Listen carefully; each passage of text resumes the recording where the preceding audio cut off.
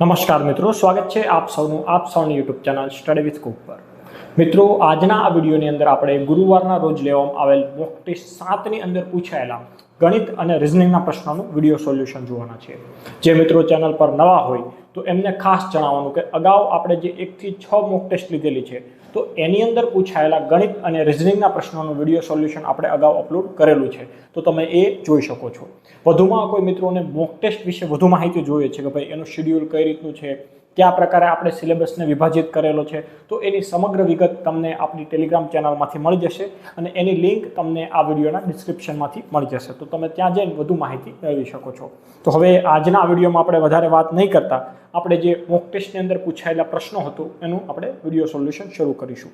હવે આમ જોવા જવું તો આ બીજી વખત અત્યારે રેકોર્ડ થાય છે। આખો લેક્ચર એક વખત રેકોર્ડ થઈ ચૂક્યો હતો પણ એની અંદર માઇક શરૂ નહોતો થયો, એના લીધે આપણે આ ફરી વખત રેકોર્ડ કરવો પડે છે। બાકી જનરલી આપણે દર રવિવારે મોક ટેસ્ટનું સોલ્યુશન અપલોડ કરતા હોઈએ છીએ, પણ આજે કદાચ તમને સોમવારે જોવા મળી શકે એવું બને। તો સૌથી પહેલો પ્રશ્ન એવો છે કે મનુકાકાએ પોતાની પાસેની 96 લખોટીઓ એક વર્ગના બધા બાળકોને સરખી સંખ્યામાં વહેંચી તો એક પણ લખોટી વધી નહીં। આ જ વર્ગમાં તેમણે બધા બાળકોને સરખી સંખ્યામાં 72 ચોકલેટ વહેંચી તો એક ચોકલેટ વધી નહીં, તો વર્ગમાં વધુમાં વધુ કેટલા બાળકો હોય તો આવું શક્ય બને। હવે આ આપણને ખબર હોય તો લસા અને ગુસા ચેપ્ટરનો આ સિમ્પલ કોન્સેપ્ટવાળો પ્રશ્ન છે। આપણે આવા ઘણા બધા પ્રશ્નો આનું જ્યારે આપણે લેક્ચર લીધો હતો ત્યારે જોયો હતો કે ભાઈ એવા પ્રશ્નો કોઈ હોય કે ભાઈ એક 45 લીટરની ટાંકી છે, એક 60 લીટરની ટાંકી છે, તો એક મોટામાં મોટી ડોલનું માપ શું હોઈ શકે જેનાથી આ બંને ટાંકીને વ્યવસ્થિત રીતે ભરી શકાય। તો આ પ્રકારના દાખલામાં આપણે કશું જ નથી કરવાનું હોતું, તમને એક 96 અને આ 72 તો આ બંનેનો તમને શું પૂછ્યું છે તો ભાઈ ગુસ્સા પૂછ્યો છે, અને લસા છે કે ગુસ્સા છે એવું તમને કંઈ ખબર ના પડે તો જોઈ લેવાનું કે ભાઈ 96 અને 72। હવે આની અંદર જે ઓપ્શન આપ્યા છે તો તમે જુઓ બધા ઓપ્શન આની કરતાં નાના જ છે અને હંમેશા ગુસ્સા હોય ને એ સંખ્યા કરતાં નાનો જ હશે, એટલે આમાં આપણે શું કરવાનું છે તો ગુસ્સા લેવાનો છે। તો હવે ઓપ્શનમાં જોવાનું કે ભાઈ કોના ઘડિયામાં 96 અને 72 બંને આવશે, તો એ આપણને ખ્યાલ આવી જવો જોઈએ કે ભાઈ 24ના ઘડિયામાં આવે કે ભાઈ 24 તેરી 72 થાય ને 24 ચોકું 96 થશે, બરાબર છે। તો અહીં જવાબ આવશે 24। ત્યાર પછીનો પ્રશ્ન જોઈએ કે જો ગુસ્સા એક એ અને બી નો 12 હોય, એટલે કે કોઈ સંખ્યા એ છે અને કોઈ સંખ્યા બી છે, એનો ગુસ્સા જો 12 હોય તો લસા એ નો બી નો ખાલી જગ્યા શક્ય નથી। હવે આમાં તમારો કોન્સેપ્ટ ચેક કરવા માંગે છે, બરાબર છે। તો આમાં શું છે, હવે આપણને એ ખબર હોવું જોઈએ કે કોઈ પણ સંખ્યાનો જે ગુસ્સા હોય એના વડે તમે એ સંખ્યાના લસા અને ફરજિયાત નિશેષ ભાંગી શકો। ઉદાહરણ તરીકે તમારી પાસે એક સંખ્યા 10 છે અને બીજી સંખ્યા શું છે તો કે 15 છે, તો આપણને ખબર છે કે આનો જે છે આપણે લસા કાઢશું તો કેટલો આવશે 30 આવશે, અને આનો ગુસ્સા શું આવે છે તો કે 5 આવે છે। તો તમે જુઓ આ જે છે એ 30 એ 5 વડે વિભાજ્ય છે, નિશેષ વિભાજ્ય છે, તો આવું કોઈ પણ હોઈ શકે। તો આપણને ખબર છે કે ભાઈ આનો ગુસ્સા આપણને 12 આપ્યો છે તો લસા જે છે એ 12ના ગુણકમાં હોઈ શકે, તો 12 દુ 24 હોઈ શકે, 12 તેરી 36 હોઈ શકે, બરાબર। 12ના ગુણકમાં કોઈ પણ હોઈ શકે, પણ તમે જુઓ અહીં 18 છે તો એ 12ના ઘડિયામાં નથી આવતો, તો અહીં આ જે છે 18 કોઈ પણ સંજોગોમાં શક્ય નથી, બરાબર છે। ત્યાર પછીનો એક સિમ્પલ પ્રશ્ન તમને ડાયરેક્ટ પૂછી લીધો છે કે 120, 504 અને 822નો ગુરુત્તમ સામાન્ય અવયવ એટલે ગુસ્સા શું છે। હવે આની પણ આપણે ગુસ્સા કાઢવાની ઘણી બધી રીતો મેં તમને અગાઉ શીખવાડેલી છે, બરાબર। કોઈ ના જોયું હોય તો તમે આપણી ચેનલ પર લસા ગુસ્સાનું ચેપ્ટર જે છે ઘણા લોકોએ જોયું છે તો તમે ત્યાંથી શીખી શકો છો। તો આપણને જ્યારે 3 અક્ષરની સંખ્યાઓ આપેલી હોય, મોટી મોટી સંખ્યાઓ હોય, તો આપણે એક નોર્મલ જે રીત છે કે ભાઈ આવી રીતે સંખ્યાઓ પહેલાં બધી લખી દઈએ છીએ અને આ જે છે 882। તો કોમન શું નીકળે છે તો કે ભાઈ આપણે પહેલાં શરૂઆત 2 થી કરીએ તો 2 કોમન કાઢી લ્યો તો અહીં શું વધશે તો કે ભાઈ 120 છે તો એના વધશે 60। હવે 504 છે તો શું વધશે તો કે 25 અને 4ના 2 થઈ જશે, અહીં 441 થશે। હવે આપણને ખબર પડે કે ભાઈ છેલ્લે 441 છે તો એમાંથી 2 કોમન ના નીકળી શકે, તો હવે આપણે 3 તરફ વિચારીએ તો ભાઈ 60માં 3 વડે ભાગી શકાય છે, આનો પણ સરવાળો 2 ને 2 4 ને 5 9 થાય છે, તો 3 કોમન નીકળશે, તો આપણે 3 કોમન કાઢી લઈએ તો અહીં શું વધશે તો કે ભાઈ 20 વધશે। હવે 252 જે છે તો આમાં આપણે ઘણા લોકો છે આમ શરમ અનુભવ ભાગાકાર કઈ રીતે કરવું, ના આપણે આરામથી ભાગાકાર કરી લેવાનો, બરાબર છે। તો ભાઈ 8 8 2 16 8 3 24 થશે, બરાબર છે। તો 24 1 અને 12 વધશે તો 4 તેરીને 12, તો અહીં આવશે 84, અને અહીં તમે 441ને જો તમારે 3 વડે ભાગવાના થાય તો 3 એકા 3 થશે, 1 4 4 તેરીને 12 આવશે, અને પછી શું વધે 2 અને 7 તેરીને 21, 147 જે છે અહીં તમે કોમન કાઢશો એટલે તમારે વધવાના છે। હવે આપણને ખ્યાલ આવી જવો જોઈએ કે ભાઈ આ જે 20 છે તો એની અંદર 4 ગુણ્યા 5 આવા અવયવ પડે, એટલે કે 2 ગુણ્યા 2 ગુણ્યા 5, અથવા તો આમાં તો 2 કોમન નીકળી શકે અથવા તો 5 કોમન નીકળી શકે. હવે આ 147 જુઓ, એમાંથી નહીં 2 કોમન નીકળે કે નહીં 5 કોમન નીકળે, એનો મતલબ કે હવે આમાંથી કશું જ કોમન નીકળતું નથી. તો જે પણ સંખ્યાઓમાંથી મેક્સિમમ જે કોમન નીકળતું હતું એ આપણે કાઢી લઈએ છીએ. પછી જે સંખ્યા આપણે કોમન કાઢેલી છે એ શું થશે, તો કે ભાઈ એ એનો ગુસા થશે. તો અહીં 2 ગુણ્યા 3 કરો તો ગુસા કેટલો આવે છે, તો કે ભાઈ 6. તો 120, 504 અને 882 જે છે એનો ગુસા શું આવશે, 6 આવશે. બરાબર છે. ખૂબ સરળ દાખલા છે, તમારો કોન્સેપ્ટ ક્લિયર હોય તો તકલીફ નહીં આવે. એવી નાનામાં નાની સંખ્યા શોધો કે જેને 12, 15, 20, 54 વડે ભાગતા દરેક વખતે 2 શેષ વધે. હવે આપણને ખબર છે કે ભાઈ આ આપેલી તમામ સંખ્યાઓ વડે આપણે કઈ સંખ્યાને નિશેષ ભાંગી શકીએ, તો ભાઈ એ તમામ સંખ્યાનો જે લસા હોય એને આપણે નિશેષ ભાંગી શકીએ. પણ આપણને શું પૂછવું છે, તો કે ભાઈ આપણે દરેક વખતે 2 શેષ જોઈએ છે. તો આપણે આ આપેલ તમામ સંખ્યાનો લસા કાઢીએ અને પછી એમાં 2 એડ કરી દઈએ. બરાબર. તો આપણે સિમ્પલ 12 છે, 15 છે, 20 છે અને શું છે, તો કે ભાઈ 54 છે.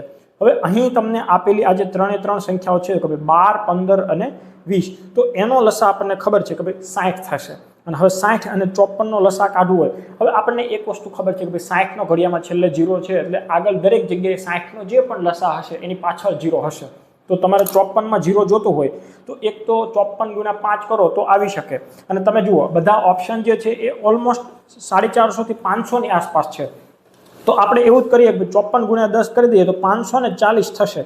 તો હવે ખાલી એક એ વસ્તુ ચેક કરવાની છે કે 540 જે છે એ 60 ના ઘડિયામાં છે, તો કે ભાઈ હા 6 9 અને 54, એટલે 60 ગુણ્યા 9 કરીએ તો 540, એટલે કે ભાઈ એ લસા 540 આપણે ફિક્સ કરીએ છીએ.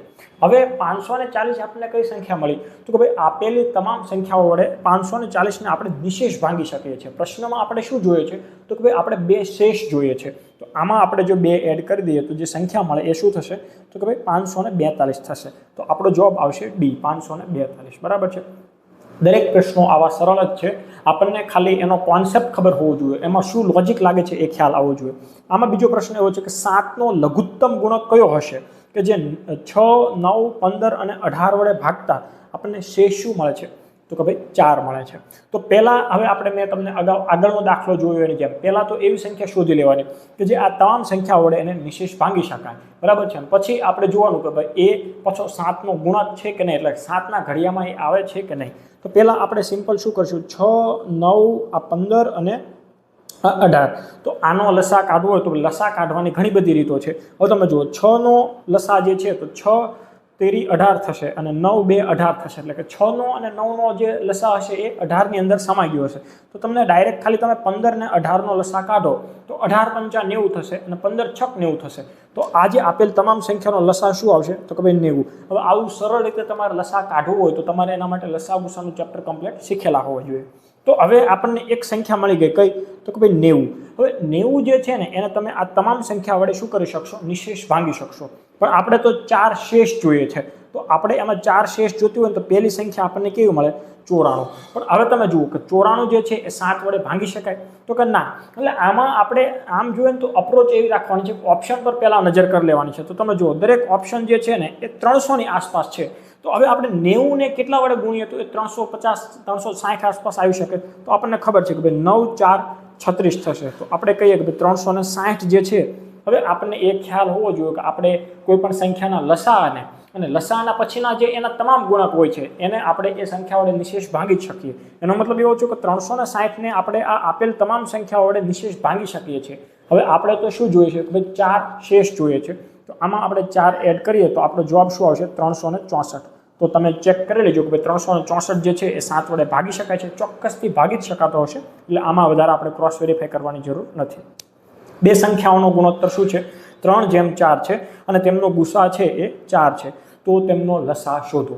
હવે ખૂબ જ સરળ દાખલો છે. જ્યારે કોઈ પણ તમને બે સંખ્યાઓ આપેલી હોય, બરાબર, એમાંથી તમને એવું કહે છે કે ભાઈ એનો લસા તમને એનો ગુસા તમને આપી દીધો છે, કેટલો છે, તો કે ભાઈ 4 છે અને એનું પ્રમાણ તમને કેટલું આપેલું છે કે ભાઈ 3:4. બરાબર છે. હવે કોઈ પણ સંખ્યા છે, માની લો કે a અને b. હવે તમારે ખાસ એક વસ્તુ યાદ રાખવાની કે ભાઈ તમે જ્યારે કોઈ પણ સંખ્યાની અંદરથી જેટલી પણ મેક્સિમમ વસ્તુ કોમન નીકળે છે અને તમે કાઢી નાખો છો ને એ જ એનો ગુસા થયો, બરાબર છે। એટલે આનો મતલબ એવો, જો તમારે સંખ્યા જોતી હોય ને તો તમે આ 4 ને તમે આ 3 વડે ગુણો તો 4 તેરીને 12 થશે, અને આને તમે આની સાથે ગુણો તો શું થશે, ચોકે ચોકેને 16। તો આ તમને ડાયરેક્ટ સંખ્યા મળી ગઈ, પણ આપણે તો સંખ્યા જોતી નથી। આપણે શું કીધું કે ભાઈ લસાઅ શોધો, તો તમારે લસાઅ માટે સિમ્પલ યાદ રાખવાનું કે ભાઈ આ 3 એ 3 નો ગુણાકાર કરી લેવાનો, બરાબર છે। તો ભાઈ 3 4 12 અને 12 ચોકું 48, તો આનો જવાબ તમારો શું આવશે, 48। અને એ સિવાય તમારે જોવું હોય તો તમે આમાં પણ ચેક કરી લો કે 12 અને 16 નો લસાઅ જે છે એ 48 આવે છે કે નહીં, તો ત્યાં પણ 48 આવી જશે, બરાબર છે। ત્યાર પછીનો પ્રશ્ન છે કે નિલેશના પગારમાં 10% ઘટાડો કરવામાં આવે છે, પછી તેનો પગાર ફરીથી તેટલો જ કરવો હોય તો તેના પગારમાં ફરી કેટલા ટકાનો વધારો કરવામાં આવશે। ખૂબ જ સરળ દાખલો છે કે આપણે એમ વિચારીએ કે ચલો એનો 100 રૂપિયા પગાર છે, હવે તમે જ્યારે 10% આમાં ઘટાડો કરો છો તો એનો પગાર કેટલો થઈ જાય છે, તો કે ભાઈ 90 રૂપિયા એનો પગાર થઈ જાય છે। હવે કોઈ વ્યક્તિ એમ પૂછે પાછો એનો 100 કરવો હોય તો કેટલો વધારવો પડે, તો કે ભાઈ 10 રૂપિયા વધારવો પડે। હા, 10 રૂપિયા વધારવો પડે, પણ આપણે વાત બધી કરવાની છે ટકાવારીમાં, બરાબર છે, કારણ કે આપણે એવું પૂછ્યું છે કે ભાઈ કેટલા ટકાનો વધારો કરાવવો પડે।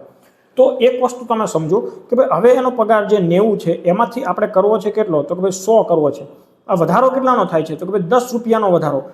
આપણને ખબર છે કે ભાઈ વધારો હંમેશા સાપેક્ષ કિંમત કઈ લેવાની, તો કે ભાઈ આપણે 90 રૂપિયામાંથી વધારીને એનો 100 કરવો છે, તો આપણે બેઝ કિંમત લેવાની છે 90 રૂપિયા, કારણ કે આપણે 10 રૂપિયાનો વધારો કરવાનો છે 90 રૂપિયા, બરાબર છે। તો એને આપણે ટકાવારીમાં ફેરવશું તો આપણે આ 0 0 જે છે એ ઉડી જશે, એટલે કે 100/9, એટલે કે 11 9 99 અને ઉપર 1, એટલે આ રીતનો જે છે એ સાચો જવાબ બનશે। તો ખૂબ જ સરળ દાખલા છે, ખાલી થોડા કોન્સેપ્ટ તમને ક્લિયર હશે તો વાંધો નહીં આવે। 8મો દાખલો એવો છે, A અને A એ B ના 150% છે, તો B A A plus B ના કેટલા ટકા હશે। તો આવું જ્યારે આવે ત્યારે આપણે પહેલાં તો A અને B સંખ્યા મળે તો સંખ્યા અને એનો ગુણોત્તર મળે તો ગુણોત્તર પહેલાં શોધી લઈશું। તો આપણને એવું કીધું છે કે ભાઈ A શું છે, તો કે ભાઈ B ના 150% છે, એટલે કે હું B ના 150% જ્યારે કરું છું ને ત્યારે મને શું મળે છે, A મળે છે। હવે હું A ના છેદમાં B મારે જો જોતા હોય તો શું વધશે, 150 ના છેદમાં 100, 50 50 ઉડી જાય, એટલે અંશમાં વધશે 3 અને છેદમાં વધશે કેટલા, 2। એનો મતલબ થયો A/B = 3/2 થશે, બરાબર છે। હવે પ્રશ્ન શું છે, હવે A પ્લસ B આપણે જોતા હોય તો આપણને ખબર પડી ગઈ કે આ 3 અને 2 એનો સરવાળો કરી દઈએ તો આપણને કેટલા મળે છે, 5 એકમ આપણને મળશે। તો પ્રશ્ન એવો જ છે કે ભાઈ B જે છે એ A પ્લસ B ના કેટલા ટકા થશે, તો આપણને ખબર છે B કેટલા છે, તો કે ભાઈ 2 છે, અને કોની સાપેક્ષમાં લેવાના છે, તો અહીં આપણને કીધું છે કે ભાઈ A પ્લસ B ના, તો A પ્લસ B એટલે કેટલા થાય છે, તો કે ભાઈ 5 થાય છે, અને એના આપણે ટકાવારીમાં ફેરવવા માટે 100 વડે ગુણી દઈએ તો 20 × 5 થશે 100, અને 20 દુ કેટલા, તો કે ભાઈ 40% જે છે એ સાચો જવાબ બનશે। તો D છે એ સાચો જવાબ થશે, બરાબર છે। ત્યાર પછીનો પ્રશ્ન છે કે A અને B નો કુલ પગાર 6000 રૂપિયા છે, A તેના પગારના 60% અને B તેના પગારના 80% ખર્ચ કરે છે, અને તેમની બચત એક સરખી રહે છે, તો B નો પગાર કેટલો હશે। હવે અહીં ખૂબ સરળ દાખલો છે કે ભાઈ આપણે પહેલા લખી દઈએ કે ભાઈ A અને B જે છે એનો કુલ પગાર આપણને કીધો છે કેટલો છે, તો કે ભાઈ 6000 રૂપિયા આપણને આપેલો છે। હવે પહેલા આપણે એનો લખી દઈએ ખર્ચ, તો A કેટલો ખર્ચ કરે છે, તો કે ભાઈ 60%, એના કુલ પગારનો 60% ખર્ચો કરે છે, જ્યારે B જે છે એ કેટલા ટકા ખર્ચો કરે છે, 80% ખર્ચો કરે છે। અને આપણને ખબર છે કે ભાઈ આવક જે હશે એમાંથી તમે ખર્ચો બાદ કરો પછી જે વધ્યું રહે એ તમારી બચત, એટલે કે A એના 60% ખર્ચો કરે છે તો વધે છે કેટલા, તો કે ભાઈ 40% વધે છે।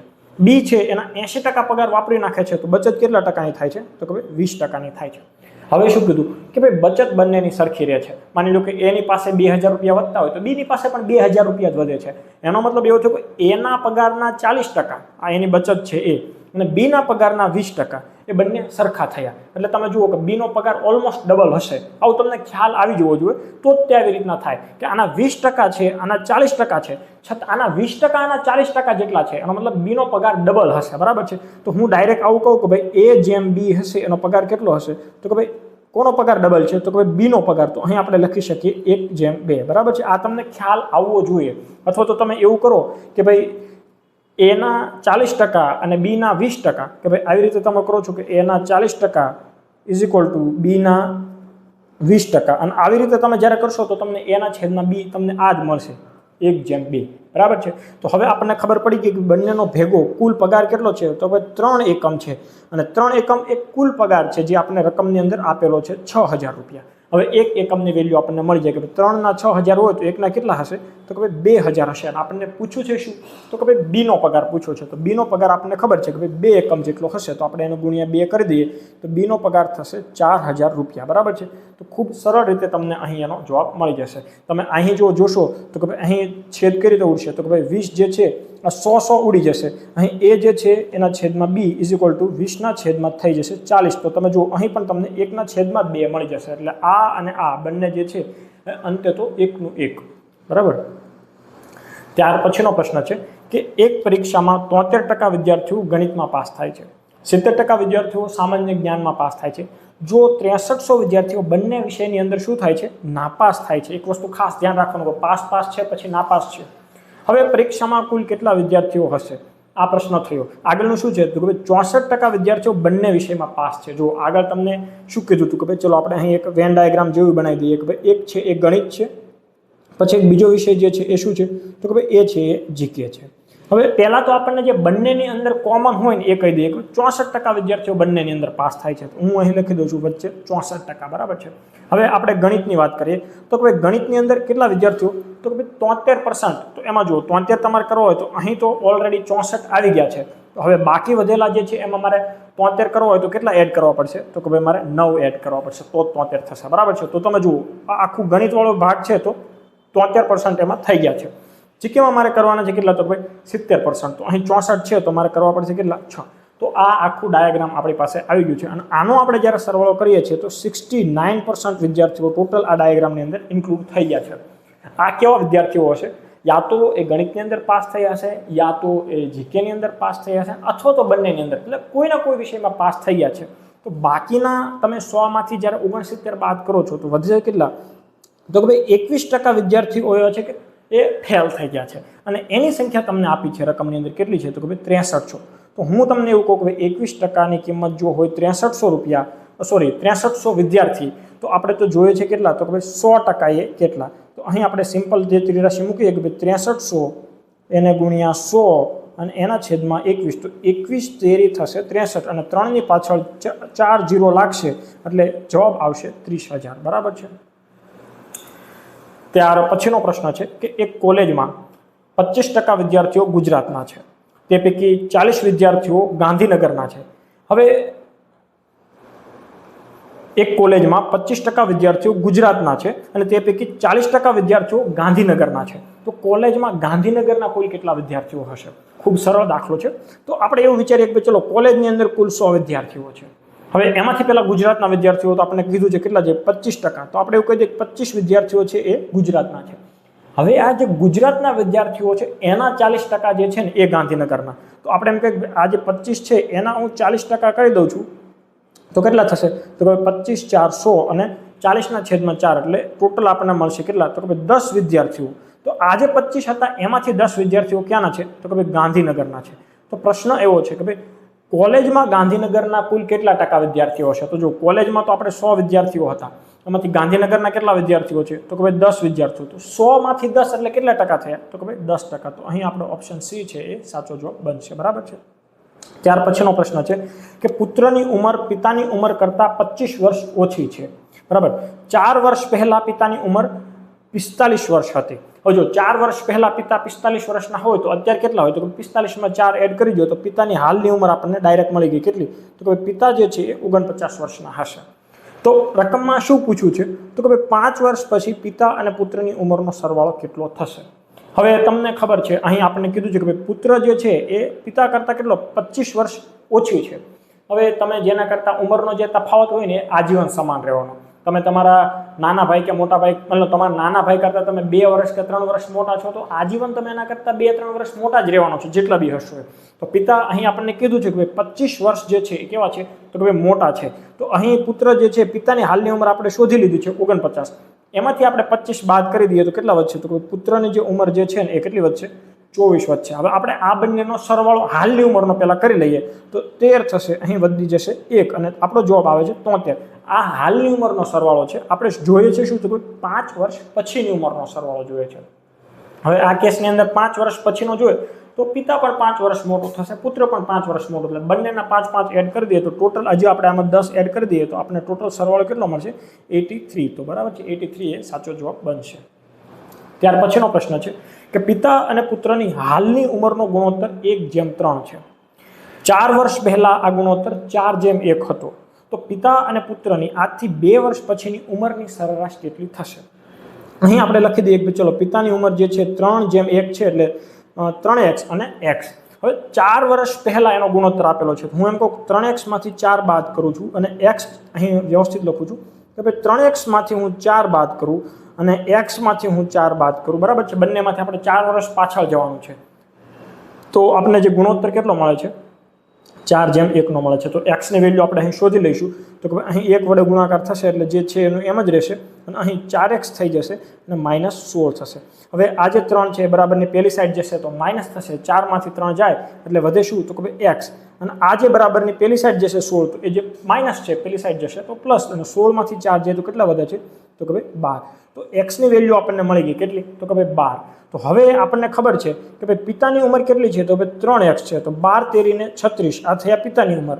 પુત્રની ઉંમર x છે તો એટલે કેટલી થશે? તો કે ભાઈ 12. હવે આપણે શોધવાનું શું છે? તો કે ભાઈ 2 વર્ષ પછી એમની ઉંમરની સરેરાશ. તો ભાઈ આજે 36 નો છે 2 વર્ષ પછી 38 નો થઈ જશે, આજે 12 નો છે 2 વર્ષ પછી કેટલાનો થઈ જશે? 14 નો થઈ જશે. 38 + 14 કરો તો કેટલા થશે? તો 52 થશે. અને એની સરેરાશ જોઈએ છે તો બંનેનો સરવાળો ભાંગ્યા આપણે 2 કરી દઈએ તો 26 દુ 52 થશે. તો ડી ઓપ્શન જે છે એ સાચો જવાબ થશે. ત્યાર પછીનો પ્રશ્ન છે કે પિતાની ઉંમર તેના પુત્રના જન્મ સમયે પુત્રની હાલની ઉંમર જેટલી હતી. 12 વર્ષ પછી પિતા અને પુત્રની ઉંમરનો ગુણોત્તર આપણને આપ્યો છે 5:3. તો પિતાની હાલની ઉંમર કેટલી હશે? તો આ પ્રકારના દાખલા હોય તો તમે જનરલી કેવું કે ભાઈ ઉંમર સંબંધિત દાખલા છે તમે ઓપ્શન ઉપરથી પણ કરી શકો છો, અને આમાં વધારે તમારે ત્રિરાશિ મૂકવા પડે કે ભાઈ પિતાની હાલની ઉંમર તમે x ધારી લો, પુત્રની ઉંમર x ધારી લો, પછી જન્મ સમયે જાઓ તો પુત્રની ઉંમર અને પછી એ આગળની ઉંમર, એ આખા ઇક્વેશન જે છે એ કન્ફ્યુઝન થઈ જાય. તો આ પ્રકારના દાખલા તમને આવે તો તમે ઓપ્શન પરથી પણ કરી શકો. એ કઈ રીતે? માની લો કે તમે કોઈ એવો ઓપ્શન લો, હવે આપણને શું કીધું કે 12 વર્ષ પછી પિતા અને પુત્ર, તો આપણને ખબર છે કે ચલો પિતા અને આ પુત્ર આપી દીધો છે, એને 12 વર્ષ પછી એમની ઉંમરનો ગુણોત્તર કેટલો થાય છે? તો કે ભાઈ 5:3 થાય છે. આ આપણને રકમમાં જે આપ્યું છે એ મેં લખ્યું છે. હવે તમે કોઈ પણ એક રકમ, કોઈ પણ એક ઓપ્શન પકડી લો કે ચલો તમે 36 પકડ્યા છે, 12 વર્ષ પછી આમાં પિતાની હાલની ઉંમર 36 છે, તો 12 વર્ષ પછી જશે કેટલી થશે? તો કે ભાઈ એ 48 નો થશે. તો તમે જુઓ પિતાની ઉંમર જે છે એ ગુણકમાં 5 એકમ છે, 5:3, તો 48 ને તમે 5 વડે ના ભાંગી શકો એટલે આ ના આવે, બરાબર છે. 60 છે તો 60 માં તમે 12 વર્ષ પછી જશો તો કેટલા થશે? 72. તો 72 ને તમે 5 વડે ના ભાંગી શકો તો 60 ના આવે. વધ્યો શું? 48. હવે 48 ની અંદર તમે 12 એડ કરો તો શું આવે છે? તો કે ભાઈ 60 આવે છે. તો આની પોસિબિલિટી છે. આમ તો 48 ટીક જ કરી દેવાનો હોય, પણ અહીં એક પણ નહીં છે એટલે આપણે આખું ચેક કરી લઈએ. તો માની લો કે પિતાની ઉંમર આપણે શોધી જ લીધું છે, 48 જ જવાબ આવે છે, બરાબર. મને કેમ ખબર છે? કારણ કે મેં આખો લેક્ચર એક વખત રેકોર્ડ કરી લીધો છે એટલે મને ખ્યાલ આવ્યો છે કે 48 જ આવે છે. હવે તમારે ઓપ્શનમાં કઈ રીતે વેરીફાઈ કરવાનો? જ્યારે એક પણ નહીં ઓપ્શન આપ્યો હોય ત્યારે આપણે આખો વેરીફાઈ કરી લેવાનો. તો આપણને શું કીધું છે? તો ભાઈ ચલો આપણે 48 ને લઈએ છીએ. તો હવે આપણે માની લો કે પિતાની હાલની ઉંમર જે છે એ 48 છે. હવે 12 વર્ષ પછી એની ઉંમર કેટલી થઈ જશે? તો કે ભાઈ 60 થઈ જશે, બરાબર છે. અને 60 એટલે કેટલા એકમ થાય છે? તો કે ભાઈ 5 એકમ. તો મારે 1 એકમની વેલ્યુ જોતી હોય તો કેટલી મળશે? તો કે ભાઈ 12 × 5 = 60 થશે. અને આ જે છે એ 1 એકમની વેલ્યુ છે. પુત્ર કેટલા એકમનો છે? તો કે ભાઈ 3 એકમનો છે. તો આજથી 12 વર્ષ પછી તમે આની બંનેની ઉંમર જોવા જશો તો કેટલી થશે? તો કે ભાઈ આ જે છે એ 60 નો થશે અને આ 12 તેરી 36 નો થશે. હવે આપણે પાછા ફરી એક વખત એ ચેક કરીએ કે ભાઈ હાલની ઉંમર પિતાની આપણે લીધી છે કેટલી ઓપ્શન પરથી? તો કે ભાઈ 48. હવે આજે છે 12 વર્ષ પછી પુત્ર જે છે એ 36 વર્ષનો છે, તો 12 વર્ષ પહેલા એટલે કે હાલમાં અત્યારે કેટલાનો હશે? તો કે ભાઈ 24 નો હશે. તો એક વખત આપણે એ ચેક કરીએ કે ભાઈ પુત્રના જન્મ સમયે પિતાની ઉંમર જે છે એ અત્યારે જે પુત્રની ઉંમર છે થાય છે કે નહીં? તો આ 24 વર્ષનો છે, તો જ્યારે જન્મ હશે તો આજથી 24 વર્ષ પહેલા જન્મ હશે, તો ભાઈ ચલો 24 વર્ષ આપણે માઇનસમાં કરી દઈએ તો આ ભાઈનો શું થાય છે? જન્મ. તો એ સમયે તમે જુઓ કે 48 માંથી તમે 24 વર્ષ બાદ કરો તો પિતા પુત્રના જન્મ સમયે 24 વર્ષના હશે, પુત્ર હાલ 24 નો છે, તો આ આખું ઇક્વેશન આમાં સેટ થાય છે, બરાબર. એટલું બધું આપણે પરીક્ષાની અંદર ડીપ એનાલિસિસ કરવા નથી બેસવાનું, પણ આ મેં તમને ખાલી સમજાવવા માટે કરી દીધું છે, બરાબર છે.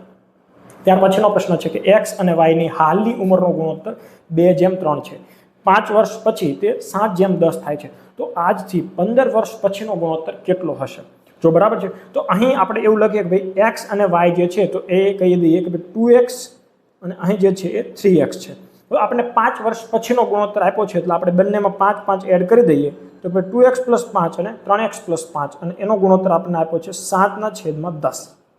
બરાબર છે. હવે અહીં આપણે આ x છે એની વેલ્યુ શોધી લઈએ તો કે ભાઈ 20x = 20x + 50 બરાબર છે 10 5 50 થશે. અહીં 7 તેરી 21x અને +35 તો આ આપણે અહીં લખી દઈએ.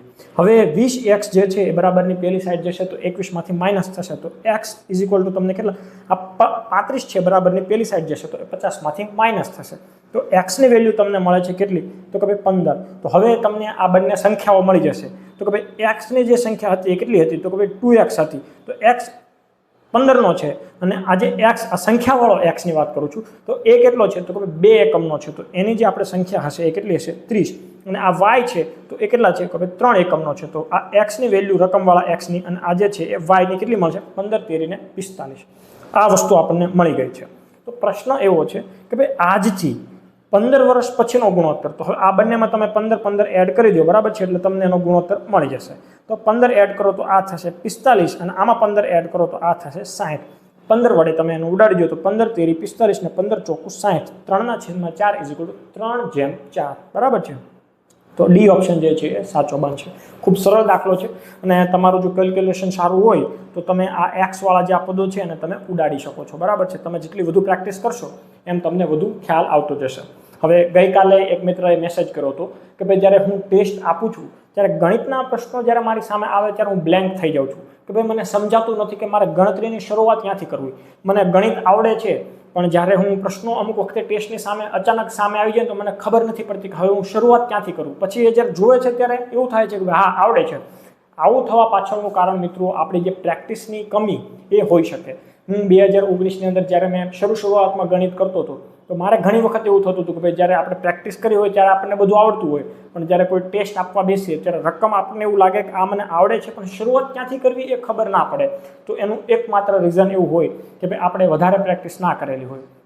ગણિતની કોઈ બુક લેતા હોય આપણે જ્યારે કરતા હોય તો એની અંદર અલગ અલગ પ્રકાર જે આપ્યા હોય એ પ્રકાર આપણે કરી લઈએ છીએ પણ પછી જે પાછળ મહાવરાના પ્રશ્નો હોય છે એક્સરસાઇઝ હોય છે એ આપણે ઓછી સોલ્વ કરતા હોય છે. આપણને એવું લાગે કે ભાઈ કોન્સેપ્ટ મેં શીખી લીધો છે બરાબર પણ આપણે એક તમે જોશો કોઈ પણ બુકની અંદર તમને જે 1 2 3 4 કે 5 7 જે બી પ્રકાર આપ્યા હશે પણ પછી તમે જ્યારે એના ઉદાહરણો જ્યારે સોલ્વ કરશો ત્યારે એ પ્રકારમાં નહીં હોય એવા ઉદાહરણો તમને ત્યાં આપેલા હશે. એટલે મેક્સિમમ એક્સરસાઇઝ સોલ્વ કરવાની તમારે આદત પાડવાની છે. તમે કોઈ પૂછાઈ ગયેલા પ્રશ્નો જોશો અથવા તો તમને કોઈ પણ ચેપ્ટર તમે એક વખત શીખ્યા છો તો એના ઉપરથી તમારે એને રિલેવન્ટ હોય એવા બીજા દાખલાઓ સોલ્વ કરશો તો એને જેટલી વધુ પ્રેક્ટિસ હશે એવું તમને વધુ ખ્યાલ આવતો જશે. બાકી ગણિત એવો વિષય નથી કે તમે એક વખત સમજી લીધું બરાબર છે અને પછી તમે વગર પ્રેક્ટિસે પરીક્ષામાં જાઓ તમને આવડી જશે એવું થવાનું નથી બરાબર. આના માટે પ્રેક્ટિસ એકમાત્ર ઉપાય છે. ત્યાર પછીનો પ્રશ્ન છે કે પીના લગ્ન 8 વર્ષ પહેલાં થયા. તેની હાલની ઉંમર તેની લગ્નની ઉંમર કરતાં 120% જેટલી છે. તેના લગ્ન સમયે તેની બહેન તેના કરતાં ઉંમરમાં 10 વર્ષ નાની હતી. તો તેની બહેનની હાલની ઉંમર જે છે એ કેટલા વર્ષ થશે? તો પહેલાં આપણે પીની ઉંમર શોધી લઈએ અને પછી એમાંથી એના બેનની ઉંમર જે છે એ બાદબાકી કરી દઈએ અને આપણે એના બેનની હાલની ઉંમર પહેલાં શોધવાની છે. તો આમાં હું તમને એવું કહું કે ભાઈ જે પી છે તો પીની હાલની ઉંમર હું તમને કહી દઉં x વર્ષ બરાબર છે અને એના લગ્ન ક્યારે થયા હતા તો કે ભાઈ 8 વર્ષ પહેલાં થયા હતા. તો એની આપણે લગ્ન સમયે કેટલી થશે તો ભાઈ x - 8 થશે બરાબર છે. અને રકમમાં કીધું છે કે ભાઈ લગ્ન સમયની ઉંમરના 120% એટલે કે આજે x - 8 છે એના હું 120% કરું છું તો મને શું મળશે તો કે ભાઈ એની હાલની ઉંમર જે છે એ મળી જશે. તો આપણે જે ઇક્વેશન મૂકીએ કે ભાઈ 20 × 6 = 120 અને અહીં 20 × 5 = 100 તો બરાબર છે. આ જે બરાબરની પહેલી સાઈડ જશે તો 5x થઈ જશે એટલે આ અંદર ગુણાય તો 6x 6 × 8 થશે 48 બરાબર છે = 5x. અહીં આપણને ખ્યાલ આવી જવો જોઈએ. 5x બરાબરની પહેલી સાઈડ જાય તો 6x માંથી બાદ થશે એટલે x ની વેલ્યુ આપણને મળી ગઈ કેટલી તો કે ભાઈ 48 વર્ષ જે છે એ મળી ગઈ. એનો મતલબ એવો છે કે p હાલમાં કેટલાનો છે તો કે ભાઈ 48નો છે અથવા તો 48ની છે બરાબર છે xyz જે પણ હોય. હવે જ્યારે એના લગ્ન 8 વર્ષ પહેલાં થયા હતા તો લગ્ન સમયે એની ઉંમર કેટલી હશે? તો 48માંથી 8 બાદ કરો તો 40. અને એ સમયે એની બહેન, આ જો લખ્યું છે કે ભાઈ લગ્ન સમયે તેની બહેન ઉંમરમાં 10 વર્ષ નાની હતી, અથવા તો તમે ડાયરેક્ટ એવું વિચારી લો ને કે ભાઈ એ એના કરતાં 10 વર્ષ નાની હતી લગ્ન સમયે, તો હવે એવું નહીં થવાનું કે હવે 5 વર્ષ જ નાની છે. તો તમે જેના કરતાં જેટલા નાના છો એટલા જ નાના રહેશો. એટલે અહીં તમને જે 48 મળ્યો ને, તો એ 10 વર્ષ નાની હતી લગ્ન સમયે, તો અત્યારે તે 10 વર્ષ જ નાની હશે. તો તમે અહીં ડાયરેક્ટ તમે એના 38 વર્ષ કરજો તો પણ થઈ જશે, બરાબર છે. તો 38 જે છે એ સાચો જવાબ બનશે. ત્યાર પછીનો પ્રશ્ન છે કે મોહિતની ઉંમર તેના દીકરા કરતાં 7 ગણી છે, બરાબર. 10 વર્ષ પછી તેની ઉંમર 3 ગણી થઈ જાય છે. જુઓ, ઉંમરમાં નાના મોટા હોય ને એ એમનું એમ રહે. માની લો કે હું 10 વર્ષનો હોઉં, મારો નાનો ભાઈ જે છે એ 5 વર્ષનો હોય, તો ઉંમરનો તફાવત જે છે એ 5 વર્ષનો થાય છે, બરાબર. પણ હું એના કરતાં 2 ગણો મોટો છું, તો આજીવન હું એના કરતાં 2 ગણો મોટો નથી રહેવાનો. જ્યારે મારો ભાઈ છે 10 વર્ષનો થશે તો કે હું 20 વર્ષનો નથી થઈ જવાનો, ત્યારે હું તો 15 વર્ષનો જ થશે. તો અહીં જો હું 2 ગણો હતો, હવે કેટલો થઈ ગયો? તો 1.5 ગણો થઈ ગયો. તો ગણા હોય એમાં ફેરફાર થાય, પણ જે તફાવત હોય એમાં કદી ફેરફાર ના થાય. આ વસ્તુ ખાસ સમજજો. તો અહીં આપણને એવું કીધું છે કે ભાઈ મોહિતની ઉંમર તેના દીકરા કરતાં 7 ગણી છે. તો હવે આપણે મેં તમને કીધું હતું કે ભાઈ ઓપ્શન પરથી આ પ્રકારના દાખલા કરવાના. તો આપણે શોધવાનું શું છે? તો કે ભાઈ હાલમાં એના દીકરાની ઉંમર શોધવાની છે. માની લો કે 7 છે, તો મોહિત કેટલાનો થશે? ચલો એના પુત્રની ઉંમર આપણે 7 ધારીએ, તો મોહિત કેટલો થશે? તો કે ભાઈ એના દીકરાની ઉંમર કરતાં એ કેટલો છે? 7 ગણો. તો અહીં એનો 49 થયો. 10 વર્ષ પછીની વાત કરે તો આ જે છે 10 વર્ષ પછી કેટલાનો થશે? 17નો. તો આ 17 તેરી 51 થાય છે. તો તમે જુઓ, આમાં તમે 10 એડ કરશો તો શું થશે? 59 થશે. તો આ જે છે એ જવાબ ના આવી શકે. પછીનો તમે બી ઓપ્શન ચેક કરો. ભાઈ ચલો, એનો પુત્ર જે છે એ 5 વર્ષનો હોય, તો અત્યારે એની ઉંમર જે છે એ 7 ગણી કરો તો 5 7 કેટલા થશે? તો કે ભાઈ 35 થશે. 10 વર્ષ પછી જ્યારે આ 5નો હોય તો 10 વર્ષ પછી કેટલાનો થશે? તો 15નો થશે. તો આ 10 વર્ષ પછી કેટલાનો થશે? 45નો. તો તમે જો 15 તેરી 45 થઈ ગયા. તો આ જે છે એ તમારો જવાબ બની જાય. હવે કોઈ કોન્સેપ્ટની રીતથી કરવા માંગે તો એ કઈ રીતે થઈ શકે? એના માટે તમારે એક ઇક્વેશન બનાવી દેવાનું કે ભાઈ મોહિત જે છે તો એ કેટલો છે? 7x છે, અને એનો પુત્ર કેટલો છે? તો કે ભાઈ x છે. આ એની હાલની ઉંમર થાય. હવે તમને એવું કે 10 વર્ષ પછી, તો તમે ભાઈ 7x + 10 અને અહીં x + 10 3:1 થઈ જાય છે, બરાબર છે. તો આના ઉપરથી તમે x ની વેલ્યુ મેળવીને પણ લાવી શકો છો. તમારે કઈ રીતે લાવવું એ તમારા પર છે, બરાબર. હું સજેસ્ટ કરીશ કે ભાઈ આવા જે ઉંમર સંબંધિત પ્રશ્નો હોય બને ત્યાં સુધી ઓપ્શન પરથી લાવી નાખો તો વધુ સારું પડે. 18મો પ્રશ્ન છે કે ભાઈ 15 વર્ષમાં કેટલા ટકા વ્યાજના દરે કોઈ રકમ એ 4 ગણી થાય? હવે 4 ગણી થાયનો મતલબ શું છે? માની લો કે કોઈ રકમ છે 100 રૂપિયા, એને આપણે કરવાની છે કેટલી? 4 ગણી, એટલે કે ભાઈ 400 રૂપિયા કરવાના છે. હવે તમે જુઓ, રકમમાં વધારો થાય છે એ શું મળે છે? વ્યાજ મળે છે. કે રકમ જાતે જાતે તો કંઈ ડબલ થઈ જવાની નથી. તો અહીં જે 100 રૂપિયાની વસ્તુ 100 રૂપિયા હતા એ 400 રૂપિયા થઈ ગયા, તો તમને કુલ કેટલું વ્યાજ મળ્યું છે? 300 રૂપિયા તમને અહીં વ્યાજ મળે છે. હવે 300 રૂપિયા વ્યાજ મળ્યું છે, તો તમને પ્રશ્ન પૂછો છે શું? તો કે ભાઈ કેટલા ટકાના વ્યાજ દરે? તો આપણે I = PRN વાળું સૂત્ર આખી દુનિયાને ખબર છે, અને એ જ સૂત્રનો ઉપયોગ આપણે કરી નાખવાનો. ઘણા લોકો સૂત્રનો ઉપયોગ કરવામાં શરમાય છે. હવે અમુક જે રીત સરળ હોય ને એને આપણે શોર્ટકટ માટે થઈને કોમ્પ્લેક્સ નથી બનાવી દેવાની. એને સરળ છે સરળ રહેવા દો. આપણને ખબર છે કે વ્યાજ કેટલું છે? કે ભાઈ 300 રૂપિયા છે, બરાબર છે. રકમ આપણે ધારી લીધી હતી 100. હવે આપણે ડાયરેક્ટ આમ તો સ્ટેપ કાપીએ છીએ કે ભાઈ આપણે R શોધવાનો છે, તો આ જે 100 છે એ ગુણાકારમાં જશે, એટલે અહીં લખી દઈએ છીએ 100. P અને N જે છે આ સાઈડ છેદમાં જતા રહેશે. તો P કેટલા હતા? 100. N કેટલા છે? તો કે ભાઈ 15 વર્ષ છે, તો અહીં છેદમાં લખી દઉં છું 15. તો આપણને અહીં મળી જશે શું? તો કે ભાઈ R 100 ગયા 15 2 30. જવાબ શું આવ્યો? 20%. ખૂબ સરળ દાખલો છે, બરાબર છે. હવે આમાં શોર્ટકટ, આ શોર્ટકટ જ છે. આમાં શોર્ટકટના ચક્કરમાં વધારે દાખલાને અઘરો નથી કરી દેવાનો, બરાબર. ત્યાર પછીનો પ્રશ્ન છે કે મહેશ એક રકમ 3% લેખે 2 વર્ષ માટે, 6% લેખે 3 વર્ષ માટે અને બાકીના 9% લેખે બાકીના સમય માટે મૂકે છે. 10 વર્ષના અંતે એને કેટલું? તો કે ભાઈ 34.50 સાદું વ્યાજ. ખાસ યાદ રાખજો મિત્રો, સાદું વ્યાજ મળે છે. તો મહેશે કુલ કેટલી રકમ મૂકી હશે? આપણને ખબર છે કે ભાઈ આખો વ્યવહાર છે 10 વર્ષનો છે. તો આપણને ખબર, હવે સાદું વ્યાજ એટલે શું છે? કે ભાઈ કોઈ પણ રકમ પર તમને જે 10% માની લો કે વ્યાજ મળે છે, તો પહેલા વર્ષે 10% મળશે, બીજા વર્ષે 10% મળશે, ત્રીજા વર્ષે 10%, તો ટોટલ 30% વ્યાજ મળ્યું. આ ચક્રવૃદ્ધિ વ્યાજ હોય ને તો ટકાવારી ફેરફાર થાય કે પહેલા 10% હતું, બીજા વર્ષે 10% મળે છે, અને આજે વ્યાજ 10% હતું તો એના બી 10%, એટલે બીજા વર્ષે તમને 21% થઈ જાય છે. એ આગળ એક દાખલો છે, એમાં જોઈ લઈશું. પણ આમાં શું છે કે ભાઈ સાદું વ્યાજ છે એ કોન્સ્ટન્ટ રહેશે. 10% તો 10%, 10% એવી રીતે. હવે અહીં તમને શું કીધું છે? તો કે ભાઈ 3%ના દરે કેટલા વર્ષ માટે? તો કે ભાઈ 2 વર્ષ માટે. તો એને 2 વર્ષની અંદર કેટલું વ્યાજ મળ્યું હશે? તો કે ભાઈ 3 2 6, તો ટોટલ એને 6% વ્યાજ મળી ગયું છે. પછી તો કે ભાઈ 6%ના વ્યાજ દરે 3 વર્ષ માટે, તો લખું છું 6% અને કેટલા વર્ષ માટે, તો કે ભાઈ 3 વર્ષ માટે, તો 6 તેરી કેટલા થશે, અહીં 18%, બરાબર છે। હવે પછી આપણે આગળ જઈએ છીએ, આખો વ્યવહાર 10 વર્ષનો હતો, આ 5 વર્ષનો થયું છે। હવે જે આ 9% લેખે છે એને બાકીનો સમય, તો અહીં આપણને ખબર છે કે 10% લેખે આંકડા બધું કરવાનું છે, તો વધ્યો કેટલા, તો કે ભાઈ 5 વર્ષ, તો ટોટલ જે સમય છે એ કેટલો આવ્યો, 45%, 9 5 45% વ્યાજ એને મળે છે। તો આ આખા વ્યવહારની અંદર તમે જોશો તો કે ભાઈ પહેલામાં એને 6% મળ્યું, પછી 18% મળ્યું, હવે એને 45% મળ્યું છે। તો હવે આ વ્યવહારમાં એને કુલ કેટલા ટકા વ્યાજ મળ્યું એ આપણે શોધીએ, તો કે ભાઈ આજે 45% હતું, પછી 18%, 6%, તો આ બધાનો આપણે સરવાળો કરીશું તો આપણે કેટલા ટકા વ્યાજ મળે છે ટોટલ, તો કે ભાઈ 69% વ્યાજ મળે છે। અને આ વ્યાજ એ કેટલા રૂપિયા છે, તો આપણે રકમમાં આપ્યું છે કેટલા છે, 3450। તો હું અહીં સિમ્પલ આવું લખી દઉં છું કે ભાઈ 69% એ કેટલા છે, તો કે ભાઈ 3450 છે। તો આપણે જોઈએ છે શું, તો કે 100% એ કેટલા, તો અહીં આપણને મળી ગયું 100% એ કેટલા, સિમ્પલ ત્રિરાશી મૂકો તો શું થશે, 3450 એને ગુણ્યા 100/69।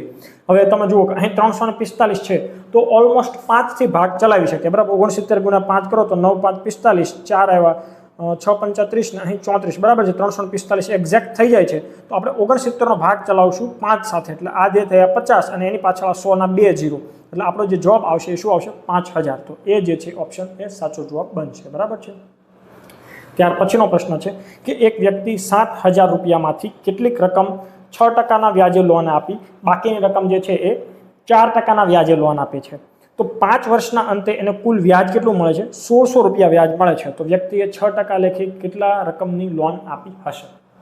હવે આપણે મિશ્રણ એલિગેશન વાળી રીત, તમે આમાં આપણને ખબર છે કે જે આપણે આમાં પણ યુઝ કરી શકીએ છીએ, આપણે જે એલિગેશન મિશ્રણમાં આપણે જે એક રીત શીખેલા હતા કે ભાઈ અહીં એક નાની સંખ્યા લખતા હતા, અહીં મોટી સંખ્યા લખતા હતા અને અહીં વચ્ચે મધ્યમ સંખ્યા લખતા હતા, બરાબર છે। તો આમાં આપણે મધ્યમ સંખ્યામાં લોચો પડશે, નાની સંખ્યા આપણને ખબર છે કેટલી છે, તો કે ભાઈ 4% છે, નાની મોટી તમે કોઈ પણ લખી શકો, એવું જરૂર નથી કે ડાબી સાઈડ જ નાની લખો, બરાબર। મોટી સંખ્યા 6% હતી। હવે ઓવરઓલ એને કેટલું વ્યાજ મળે છે, તો કે ભાઈ 1600 રૂપિયા વ્યાજ મળે છે, કેટલા વર્ષના અંતે મળે છે, તો અહીં રકમની અંદર આપણને કીધું છે કે 5 વર્ષે એને મળેલું વ્યાજ છે, તો અહીં આપણે એને 5 વડે ભાંગી દઈએ તો આપણને 1 વર્ષે એને કેટલું વ્યાજ મળે, તો કે ભાઈ 20 5 100 અને 16 2 32, 320 રૂપિયા એને વાર્ષિક વ્યાજ મળે છે। 320 રૂપિયાનું વ્યાજ મળે છે એ કેટલા ઉપર મળે છે, 7000 પર। તો કેટલા ટકા વ્યાજ થયું, વાર્ષિક વ્યાજનો દર કેટલો થયો જાણવું હોય તો 320 એ 7000ના કેટલા ટકા છે એ શોધી લેવાનું, બરાબર છે। તો હું લખું છું કે 7000ના કેટલા ટકા, અહીં છેદમાં 100 વડે 0 0 0 ઉડી ગયા, 0 0 0 3 0 ઉડી ગયા, 32/7। હવે હું અહીં લખી દઉં કે 32/7। હવે આપણે જ્યારે અહીં આમ બાદબાકી કરવાની હોય તો એ રીતે સિમ્પલ બાદબાકી કરશું। બાદબાકી કરવામાં વચ્ચે અપૂર્ણાંક છે એટલે થોડીક તકલીફ પડે, તો આપણે અપૂર્ણાંક કાઢવા માટે છેદમાં 7 છે, તો અહીં આપણે 7 વડે ગુણી દઈએ તો શું થશે, તો કે 7 4 28, તો હું અહીં ડાયરેક્ટ હવે 28% લખી દઉં છું, બરાબર છે। અહીં 7 વડે ગુણીશ તો 6 7 ને 42, તો અહીં હું 42% લખી દઉં, અને અહીં હું 7 વડે ગુણીશ તો અંશનો 7 છેદના 7 વડે ઉડી જશે, તો આજે 32/32। હવે બાદબાકી કરવામાં થોડીક મજા આવશે, બરાબર।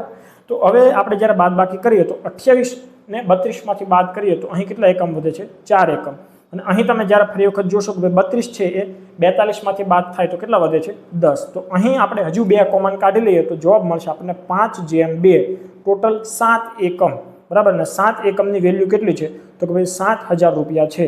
આપણે શોધવાનું શું છે, 6%ના વ્યાજે કેટલા રૂપિયા આપ્યા હશે, 6% એટલે મોટી રકમ, તો આપણને ખબર છે કે ભાઈ એને 2 એકમ જેટલા રૂપિયા આપેલા હશે।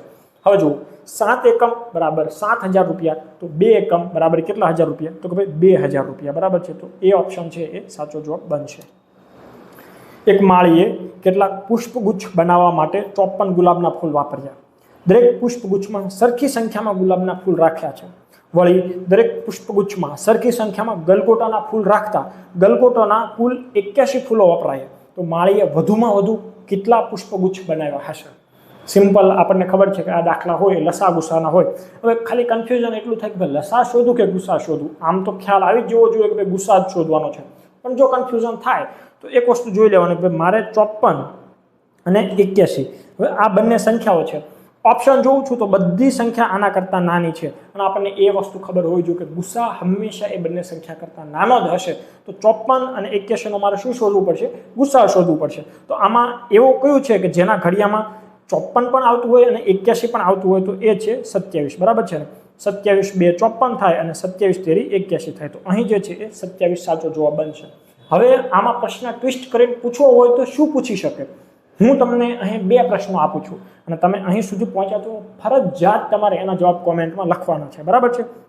પ્રશ્ન એવો પૂછું છું કે દરેક પુષ્પગુચ્છની અંદર ગુલાબના કેટલા ફૂલ વાપર્યા હશે? આ તમારો એક પ્રશ્ન થયો. બીજો પ્રશ્ન કે દરેક પુષ્પગુચ્છની અંદર ગલગોટાના કુલ કેટલા ફૂલ વાપર્યા હશે? બરાબર છે? આ બીજો પ્રશ્ન થયો. હવે તમને એ તો કુલ ફૂલની સંખ્યા તમને મળી જશે. બરાબર? તમે ગુલગોટાના ફૂલ શોધશો અને ગુલાબના ફૂલ શોધશો તો ત્રીજો પ્રશ્ન કદાચ પૂછવો હોય તો પૂછી શકે કે ભાઈ દરેક પુષ્પગુચ્છની અંદર કુલ કેટલા ફૂલો વપરાયેલા હશે? તો ખાસ તમારે આ પ્રશ્નોના જવાબ કોમેન્ટ સેક્શનની અંદર આપવાના છે. બરાબર? આ આખો લેક્ચર બીજી વખત અત્યારે રેકોર્ડ થાય છે, છતાંય તે હું પૂરા દિલથી આ વસ્તુ તમને કહું છું, પ્રશ્ન પૂછું છું. તો તમારી એક ફરજ બને છે કે અહીં સુધી આવ્યા છો તો તમારે આના જે જવાબ છે એ કોમેન્ટમાં લખવાના છે, એટલે મને ખ્યાલ આવે કે ભાઈ કેટલા લોકો દિલથી જુએ છે. બરાબર? બાકી તમે લખો ના લખો એનાથી વધુ ખાસ એવો કોઈ ફેર પડવાનો નથી, પણ મને ખ્યાલ આવે કે ભાઈ સામેથી રિસ્પોન્સ કેવો મળે છે. ત્યાર પછીનો પ્રશ્ન છે, હવે સિરીઝવાળા પ્રશ્નો શરૂ થાય છે. બરાબર? તો અહીં શું છે તો કે ભાઈ 890 છે, પછી તો કે ભાઈ 547 છે, 321 છે, 206 છે. તો જો અડધા અડધા નથી થઈ જતા, ઘટાડો થાય છે પણ અડધા અડધા જેટલા નથી થતો. તો આપણે પહેલાં તફાવત લઈએ. તો 890 માંથી હું 547 બાદ કરું તો પહેલાં આપણે એવું જ વિચાર લઈએ કે ભાઈ 900 માંથી 547 બાદ કરીએ છીએ તો શું વધશે? તો 353 અને પહેલા 10 પાછા ઘટાડી દઈએ તો આજે પહેલો તફાવત આવશે કેટલાનો આવશે? 343 નો આવશે. અને આ એટલું ઇઝીલી કેમ બાદબાકી થઈ ગઈ? અગાઉ મેં તમને કીધું કે ભાઈ આ બીજી વખત આખો રેકોર્ડ થાય છે એટલે મને ખ્યાલ છે કે અહીં શું થઈ રહ્યું છે. બરાબર છે? હવે તમે અહીં બાદબાકી કરશો, હવે 547 માંથી 331 તમે બાદબાકી કરશો તો શું આવશે? 216 તમારો જવાબ આવશે. 331 માંથી 206 ની બાદબાકી કરશો તો તમારો જવાબ આવશે 125. બરાબર? તો આ બધી સંખ્યા તમારે ફેમિલિયર છે. હવે આ જે છે એ 7નો ઘન છે, આ છે 6નો ઘન છે, 5નો ઘન છે. તો આગળ જે આવશે એ શું આવશે? તો કે ભાઈ 4નો ઘન આવશે. કેટલો? 64. તો ટૂંકમાં 206 માંથી આપણે જ્યારે 64 બાદ કરવાના હોય તો પહેલાં 4 બાદ કરી દીધું, 202. હવે તમે એમાંથી 60 બાદ કરો તો શું વધશે? તો ભાઈ 141. બરાબર છે? 141 જે છે એ સાચો જવાબ બનશે. ત્યાર પછીનો પ્રશ્ન છે એ કઈ રીતે છે? તો કે ભાઈ સી. બરાબર? પહેલાં આપણે જે આલ્ફાબેટ છે એનું કરીએ અને પછી આપણે નંબરનું કરીશું. તો સી કેટલામો અક્ષર છે? તો કે ભાઈ ત્રીજો અક્ષર છે. એફ છે એ કેટલામો છે? તો કે ભાઈ છઠ્ઠો છે. તો અહીંથી તમે અહીં જાઓ તો +3 નો વધારો થયો. ઈ છે એ 5મો છે તો અહીં -1 થાય છે. તો જુઓ પહેલાં +3 થયા પછી -1. તો આપણે એક વખત ચેક કરી લઈએ કે આગળ જો હું અહીં +3 કરું તો ઈ 5મો છે, 8મો અક્ષર થશે એચ. તો એચ અહીં આવે છે. હવે એક વખત ઈ ચેક કરી લેવાનું કે ભાઈ -1 કરું તો એની પછી સંખ્યા બંધ બેસે છે. તો એચ 8મો છે, -1 કરીશ તો 7મો શું આવશે? જી. તો ભાઈ આ કમ્પ્લીટ છે. તો આપણો જે જવાબ આવશે એ શું આવશે? એચ થી શરૂ થતો હશે એટલે આ જી વાળો નીકળી જશે અને આ જી વાળો નીકળી જશે. હવે આપણે ડિજિટ પર જઈએ. 5 હતા એમાંથી 4 આવ્યા. તો જુઓ હવે અહીં -1 થયા. હવે પછી તમે 4 માંથી 7 તરફ જાઓ છો તો ભાઈ +3 થાય છે. તો હવે +3 થયા તો હવે -1 નો વારો છે. તો 7 માંથી 1 બાદ કરો તો શું વધે છે? તો કે ભાઈ 6 વધે છે. તો એચ 6 જે છે એ સાચો જવાબ થશે. અને તમારે ચેક કરવું હોય તો કરી લેવાનો, આગળ +3 નો વારો છે તો 6 માં તમે 3 નાખો તો આગળ 9 થઈ જાય છે. એટલે આપણો જવાબ એકદમ સાચો છે. ત્યાર પછીનો પ્રશ્ન છે કે ખોટું પદ શોધો. હવે નંબર સિરીઝના જ્યારે કોઈ પણ પ્રશ્ન આવે ત્યારે ખોટું પદ શોધો ને એ મને કમ્પેરેટિવ અઘરા લાગે આમ જોતા. કે ભાઈ તમને કોઈ સિરીઝ આપી દે ને એમાં આગળનું પદ શોધવાનું હોય તો ઇઝીલી મળી જાય, પણ જ્યારે આપણે ખોટું પદ શોધવાનું હોય ત્યારે ક્યારેક તકલીફ પડતી હોય છે. હવે અહીં આપણે જોઈએ કે ભાઈ કઈ રીતે આપણે જવાબ લાવશું. 4 થી 10 છે, ઓલમોસ્ટ ડબલ. 10 થી 22 ઓલમોસ્ટ ડબલ. ઓલમોસ્ટ શું ડબલ જ છે, ડબલ કરતાં વધારે. બરાબર? 22 થી 46 ડબલ. તો આ સિક્વન્સથી આપણે જોઈએ કે ભાઈ 4 થી 10 સુધીનો શું સંબંધ છે? તો ભાઈ હું 4 ગુણ્યા 2 કરું છું અને એમાં હું જ્યારે 2 એડ કરું છું એટલે ગુણ્યા 2 + 2 તો મને મળી ગયા 10. 10માં હું ગુણ્યા 2 કરીશ એટલે કેટલા થશે? તો કે ભાઈ 20. અને એની અંદર પાછા હું 2 એડ કરું તો શું થશે? તો કે ભાઈ 22. તો એ જ સિક્વન્સથી આપણે આગળ ચાલીએ. 22ના ડબલ કરીએ તો કેટલા થશે? તો કે ભાઈ 44 થશે. અને એમાં હું 2 એડ કરીશ તો શું થશે? 46. તો ચલો 46 છે. 46ના હું ડબલ કરીશ તો કેટલા થશે? 92. અને 92માં હું 2 એડ કરું તો કેટલા થવા જોઈએ? 94. અહીં કેટલા થાય છે? 96. તો આપણી આ સિરીઝ છે એની અંદર ખોટો જવાબ શું છે? 96. અને અહીં શું આવવું જોઈએ? તો કે ભાઈ 94 આવવું જોઈએ. એક વખત તમારે એવું હોય તો ચેક કરી લેવાનું કે ભાઈ 94ના હું 2 ગણા કરીશ તો કેટલા થશે? તો કે ભાઈ 188, બરાબર. આ કઈ રીતે ખબર પડે? કે 100માં 6 ઘટે છે તો 200માં 12 ઘટતા હશે, એટલે 188. એમાં તમે 2 એડ કરો તો કેટલા આવે છે? 190. તો આ સિરીઝ આખી પરફેક્ટ છે, ખાલી આમાં જે 96 છે એ ખોટો છે, બરાબર. ત્યાર પછીનો પ્રશ્ન છે કે ભાઈ 2 ની 5 ઘાત, 7 ની 22 ઘાત અને 5 ની 3 ઘાતમાં આ બધાનો તમે જ્યારે ગુણાકાર કરો છો તો એનો જે જવાબ આવે એમાં શૂન્યની સંખ્યા કઈ હશે? હવે આમાં તમે જો ગુણાકાર કરવા જશો તો 3 કલાક ગુણાકારમાં જતી રહેશે. એટલે આમાં આપણે સમજવું પડે કે 0 ક્યારે બને. એક તો 10 કોઈની સાથે ગુણાય તો 0 બને, અને અથવા તો 100 કોઈની સાથે, એટલે 0 વાળી કોઈ સંખ્યા કોઈની સાથે ગુણાય તો એ 0 બનવાના છે. હવે અથવા તો બીજી એક એવી સિચ્યુએશનમાં કે 2 નો ગુણાકાર જ્યારે 5 સાથે થાય ને એક ત્યારે 0 બને, તો 2 પંચા 10 થઈ જાય. તો આપણે એવી પેર બનાવીએ કે 2 નો અને 5 નો ગુણાકાર થતો હોય તો આપણને ખબર છે કે 2 છે 5 વખત છે, તો આવું છે 2 ગુણ્યા 2 ગુણ્યા 2 ગુણ્યા 2 ગુણ્યા 2. 5 કેટલી વખત છે? તો કે એ ખાલી 3 વખત જ છે, તો 5 ગુણ્યા 5 ગુણ્યા 5. તો મેં તમને કીધું એમ કે 2 ની અને 5 ની જોડી બને તો 0 થાય. તો અહીં તમે જુઓ, આ 1 જોડી, 2 જોડી, 3 જોડી, એટલે અહીં 3 0 એ તમારા જવાબમાં આવી શકે, બરાબર. આ સિવાય તમે જોવા જાઓ 7 નો 22 વખત ને કદાચ 222 વખત તમે 7 7 7 ગુણાકાર કરો ને એ ક્યાંય 0 તમારા હાથમાં આવવાનો છે નહીં, બરાબર. ખૂબ ઇઝી દાખલો છે આ દાખલો. ઘણા લોકોને ખ્યાલ ના આવે અને ઘણા લોકોને એવું થાય કે આવો ખુદનો પ્રશ્ન પૂછી લીધો, બરાબર. અહીં 1.25 છે, 25 ની માથે 12 હોય એનો મતલબ શું કે ભાઈ 25 25 25 આ આગળ છેક સુધી રિપીટ થાય છે. સેમ એવું અહીં 2 છે એના છેદમાં 23 છે, એ 23 છેક સુધી રિપીટ થાય છે. હવે આ પ્રશ્નમાં માની લો કે હું તમને એવું કહું કે ઘડીક આ તમે ભૂલી જાઓ, આ ચોરસની અંદર જે સંખ્યા છે એ છે જ નહીં એવું તમે સમજો. હું તમને ડાયરેક્ટ ખાલી એવું કહું કે ભાઈ ચલો આ ચોરસ નથી, 1.25 ને 2.23 કરવાના હોય તો શું થાય? તો કે ભાઈ અહીં 8 થશે, અહીં 4 થશે, અહીં 3, બરાબર. હવે આ જ વસ્તુ છે કે ભાઈ અહીં અનંત સુધી આવવું છે તો અહીં અનંત સુધી 48 48 48 થવાના છે, બરાબર. તો 48 ની માથે 12, તો 3.48 ની માથે 12. આ બહુ ઇઝી પ્રશ્ન છે. કદાચ કોઈ ના આવડતું હોય તો આમાં કન્ફ્યુઝન થાય, બાકી કોઈ કન્ફ્યુઝન થાય એવો પ્રશ્ન છે નહીં. હવે જુઓ કે ભાઈ 6 થી તમે 15 જુઓ છો, 15 થી તમે જુઓ છો 35, 35 થી તમે જુઓ છો 63. શરૂઆતમાં તમને એવું લાગે કે ડબલ થાય છે, ભાઈ 6 દુ 12 પ્લસ 3 કર્યા છે, 15 દુ 30 પ્લસ 5 કર્યા છે, તો 35 દુ 70 થતા નથી. એટલે ડબલ વાળું થશે નહીં. ગુણાકારમાં હશે પણ ડબલ જેવો થતો નથી. તો બીજી કઈ રીતે આમાં ગુણાકાર થઈ શકે તો એ જોઈએ. તો 2 ગુણ્યા 3 હું કરીશ, 6 મળી ગયા, બરાબર છે. પછી આ 3 નો વારો લઈએ કે ભાઈ 3 ગુણ્યા 5 કરું છું તો કેટલા થાય છે? તો કે 15 મળી ગયા છે. 5 ગુણ્યા હું 7 કરું છું તો 7 5 કેટલા થાય છે? 35, બરાબર છે. અહીં હું 7 કરું છું અને અહીં 9. હવે આ હું કઈ રીતે કરું છું તો તમે જુઓ, આ એકી સંખ્યા હાલ હું લેતો જાઉં છું, મને જવાબ મળે છે તો હું હાલ એકી સંખ્યા જ લઉં છું, બરાબર. અહીં 7 હતા, એકી લેતો જાઉં છું. અહીં એક શરૂઆતમાં મેં 2 લીધેલા હતા, તો તમે જુઓ કે ભાઈ શરૂઆતમાં મેં 2 લીધા છે, એનો મતલબ કે આ દરેક એકી સંખ્યા તો નથી, કંઈક બીજો લોજિક હોઈ શકે. જો મેં અહીં 1 લીધેલા હોત ને તો આપણે એવું કહેત કે ભાઈ દરેક એકી સંખ્યા લીધેલી છે. અહીં મેં શરૂઆતમાં 2 લીધેલા છે તો એનો મતલબ કે આ એકી સંખ્યાનું નથી, તો આ બીજું કયું લોજિક હોઈ શકે? તો કે ભાઈ તમે જુઓ 2 3 આજે 2, આ 3, આ 5, આ 7, તો 2 3 5 7 11 13 17 19 આ અવિભાજ્ય સંખ્યાઓ છે.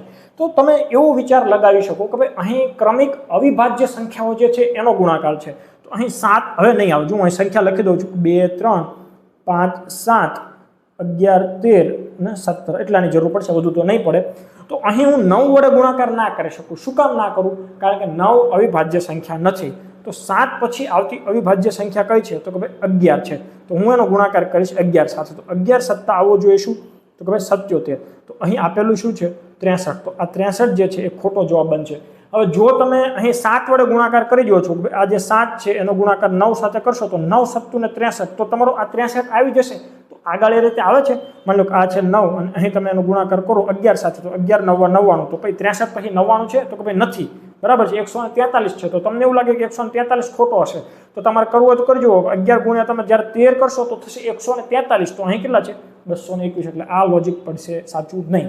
એટલે મેં જે અગાઉ કીધું એમ કે અહીં જે તમારે 77 આવવા જોઈએ એની બદલે તમને શું આપેલા છે? 63. તો આ સિરીઝની અંદર ખોટું પદ કયું છે? 63. સમજાઈ ગયું હોવું જોઈએ, બરાબર છે. મેં તમને બંને રીતથી સમજાવ્યું છે. ત્યાર પછીની સિરીઝ છે કે ભાઈ 2 છે, -1 છે, પછી પાછા 1/2 છે. એટલે આમાં તફાવત હોત, સંખ્યા ઘટતી જતી હોત. આ તમે જુઓ -2 થી પાછો 1/2, એટલે ગુણાકાર થાય છે અને ગુણાકાર કેવો અપૂર્ણાંકનો ગુણાકાર થાય છે. તો આજે 2 હતા. હવે એમાં તમે જુઓ -1 થઈ ગયું. હમણાં હું એનો ગુણા 1/2 કરું ને તો ખાલી 1 આવે, પણ અહીં માઇનસ છે તો એનો ગુણાકાર -1/2 સાથે થયો હોય તો 2 ઉડી જાય તો તમારે શું આવશે? -1. -1 ને તમે ફરી વખત -1/2 વડે ગુણો તો શું થશે કે માઇનસ માઇનસ પ્લસ થઈ જશે, એટલે તમારો જે જવાબ આવશે 1/2 આવશે. તો એ જે આ રીતની સિરીઝ આખી બને છે. તો હવે આ 1/2 છે એનો ગુણાકાર ફરી એક વખત આપણે જ્યારે -1/2 સાથે કરશું તો 1/4 પણ કેવા તો કે માઇનસ. તો આ જે છે ડી ઓપ્શન એ તમારો સાચો જવાબ બનશે. હવે ત્યાર પછીનો પ્રશ્ન એવો છે કે કોઈ પણ સંખ્યાને, આમાં એક આપણે સાચું વિધાન પસંદ કરવાનું છે, બરાબર છે. તો કોઈ પણ સંખ્યા વડે તેનો લસા નિશેષ ભાંગી શકાય. સનાતન સત્ય છે, બ્રહ્મ સત્ય છે, બરાબર છે. આપણે એક સંખ્યા લખી દઈએ એટલે ખ્યાલ આવે. એક 10 લખીએ અને એક 15 લખીએ. આનો આપણને ખબર છે, આખી દુનિયાને ખબર છે કે લસા જે છે એ 30 થશે અને ગુસા જે છે એ 5 થશે. હવે તમને બધું ક્રિસ્ટલ ક્લિયર થઈ જશે કે જુઓ કોઈ પણ સંખ્યાના લસા અને તે સંખ્યા વડે નિશેષ ભાંગી શકાય તો કે ચોક્કસ ભાંગી શકાય. 30 ને 10 15 વડે ભાંગી શકાય છે. કોઈ પણ સંખ્યા તેના ગુસા વડે નિશેષ ભાંગી શકાય. તો જુઓ આ 15 અને આ 10, તો એનો ગુસા 5 વડે ભાંગી શકાય છે, 100% ભાંગી શકાય છે. આ પણ બ્રહ્મ સત્ય છે. કોઈ પણ સંખ્યાના લસા અને તે સંખ્યાના ગુસા વડે નિશેષ ભાંગી શકાય. આ એનો લસા રહ્યો, આ એનો ગુસા રહ્યો. 30 ને 5 વડે ભાંગી શકાય, 100% ભાંગી શકાય. એનો મતલબ શું કે ભાઈ આપેલ તમામ જે વિધાનો છે એ બ્રહ્મ સત્ય છે. હવે ત્યાર પછીનો આ પ્રશ્નમાં થોડીક ઘાતનો ડિફરન્સ આવી ગયો છે. બાકી આ પ્રશ્ન એવો છે કે સૌથી મોટી સંખ્યા કઈ હશે. હવે આમાં આપણે ડાયરેક્ટ કહી દઈએ 620 છે, પણ આ પ્રશ્નમાં એવું છે કે આ જે છે 350 નથી, એ 3/50 ઘાત. આ 440 નથી, આ 4/40 ઘાત. આ 530 નથી, આ 5/30 ઘાત. અને આ જે છે એ 6/20 ઘાત. હવે પ્રશ્ન થોડોક અઘરો થઈ ગયો ને. આ તો ડાયરેક્ટ કે કઈ સંખ્યા સૌથી મોટી છે કે 620. ભાઈ આવો પ્રશ્ન ના પૂછાય, બરાબર. કોન્સ્ટેબલમાં નહીં પૂછાય. હવે પ્રશ્ન થયો થોડોક કોમ્પ્લિકેટેડ. અને આ બધા ઓપ્શન પણ તમારે એ રીતે જ લઈ લેવાના. 530 નથી, આ 5/30 ઘાત છે, આ છે એ 3/50 ઘાત છે, આવી રીતે 6/20 ઘાત છે, અને આ જે છે 4/40 ઘાત છે. હવે આપણે આવી જ્યારે મોટી મોટી ઘાત આપેલી હોય ને ત્યારે પેલા ઘાતને નાની કરવાની. કેમ કે મોટી ઘાત હોય ને એ કેલ્ક્યુલેશનને બહુ જટિલ બનાવી દે. તો દરેક ઘાતની અંદર તમે જુઓ તો 10 કોમન નીકળે છે. તો 10 ને કોમન આપણે પહેલા કાઢીને ઉડાડી જ દઈએ. તો અહીં શું વધશે તો કે 3/5 ઘાત, 4/4 ઘાત, 5/3 ઘાત અને 6/2 ઘાત. આપણે 0 0 ઉડાડી દીધા. હવે સંખ્યા નાની થઈ ગઈ. 6/2 ઘાત હું તમને પૂછું તો તમે તરત કહેશો કે ભાઈ 36. હું તમને 5/3 ઘાત પૂછું તો તમે તરત હજીનો પ્રશ્ન પૂરો નહીં કરો ને ત્યાં તમે કહી દેશો 125. 4/4 ઘાત એટલે 16 નો વર્ગ એક પ્રકારે થઈ ગયો. તમને તરત કહેશો કે 256. અને 3/5 ઘાત એટલે કેટલી થશે તો 243. તો હવે જે સંખ્યા મોટી એ ઘાતવાળી સંખ્યા મોટી. તો આપણને ખબર પડવી જોઈએ કે આ 256 મોટી એટલે કે 4/4 ઘાત એટલે કે 4/40 ઘાત જે છે તો ઓપ્શન ડી માં છે 4/40 ઘાત એ સૌથી મોટી થશે, બરાબર છે. હવે ત્યાર પછીનો પ્રશ્ન છે એ આપણે લઈશું. હું થોડુંક પાણી પી લઉં અને એક વખત કેમેરો પણ ચેક કરી લઉં કે ઘણી વખત આમાં એવું થાય છે ભાઈ અવાજ જે છે એ બંધ થઈ જાય અને કેમેરો આખા 2 વખત લેક્ચર લેવા હવે પોસાય નહીં, બરાબર. ગોળું બેસી ગયું છે એકદમ.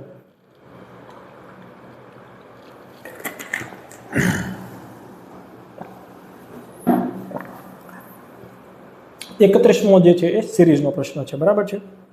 3 છે, 7 છે, 23 છે, 95 છે. તો આગળ શું આવશે? તો આપણે આમાં કઈ રીતનું આપણે લોજિક લગાવી શકીએ એ વિશે થોડુંક વિચારીએ. તો જુઓ 3 થી 7 તો કે ભાઈ 3 ગુણ્યા 2 કરીને આ જે 3 છે તો એને ગુણ્યા 2 અને એમાં આપણે +1 કરીએ તો શું થશે તો કે ભાઈ 7 થશે. એટલે ગુણ્યા 2 +1 એટલે આપણે લખી દીધા અહીં 7. હવે અહીં 7 લખું છું. હવે 7 થી આપણે જવાનું છે 23 સુધી. તો આપણે 7 ગુણ્યા 2 કરીએ તો 14 જ થશે. તો આપણે 23 સુધી જમ્પ લગાવો તો 7 તેરી 21 થઈ શકે છે.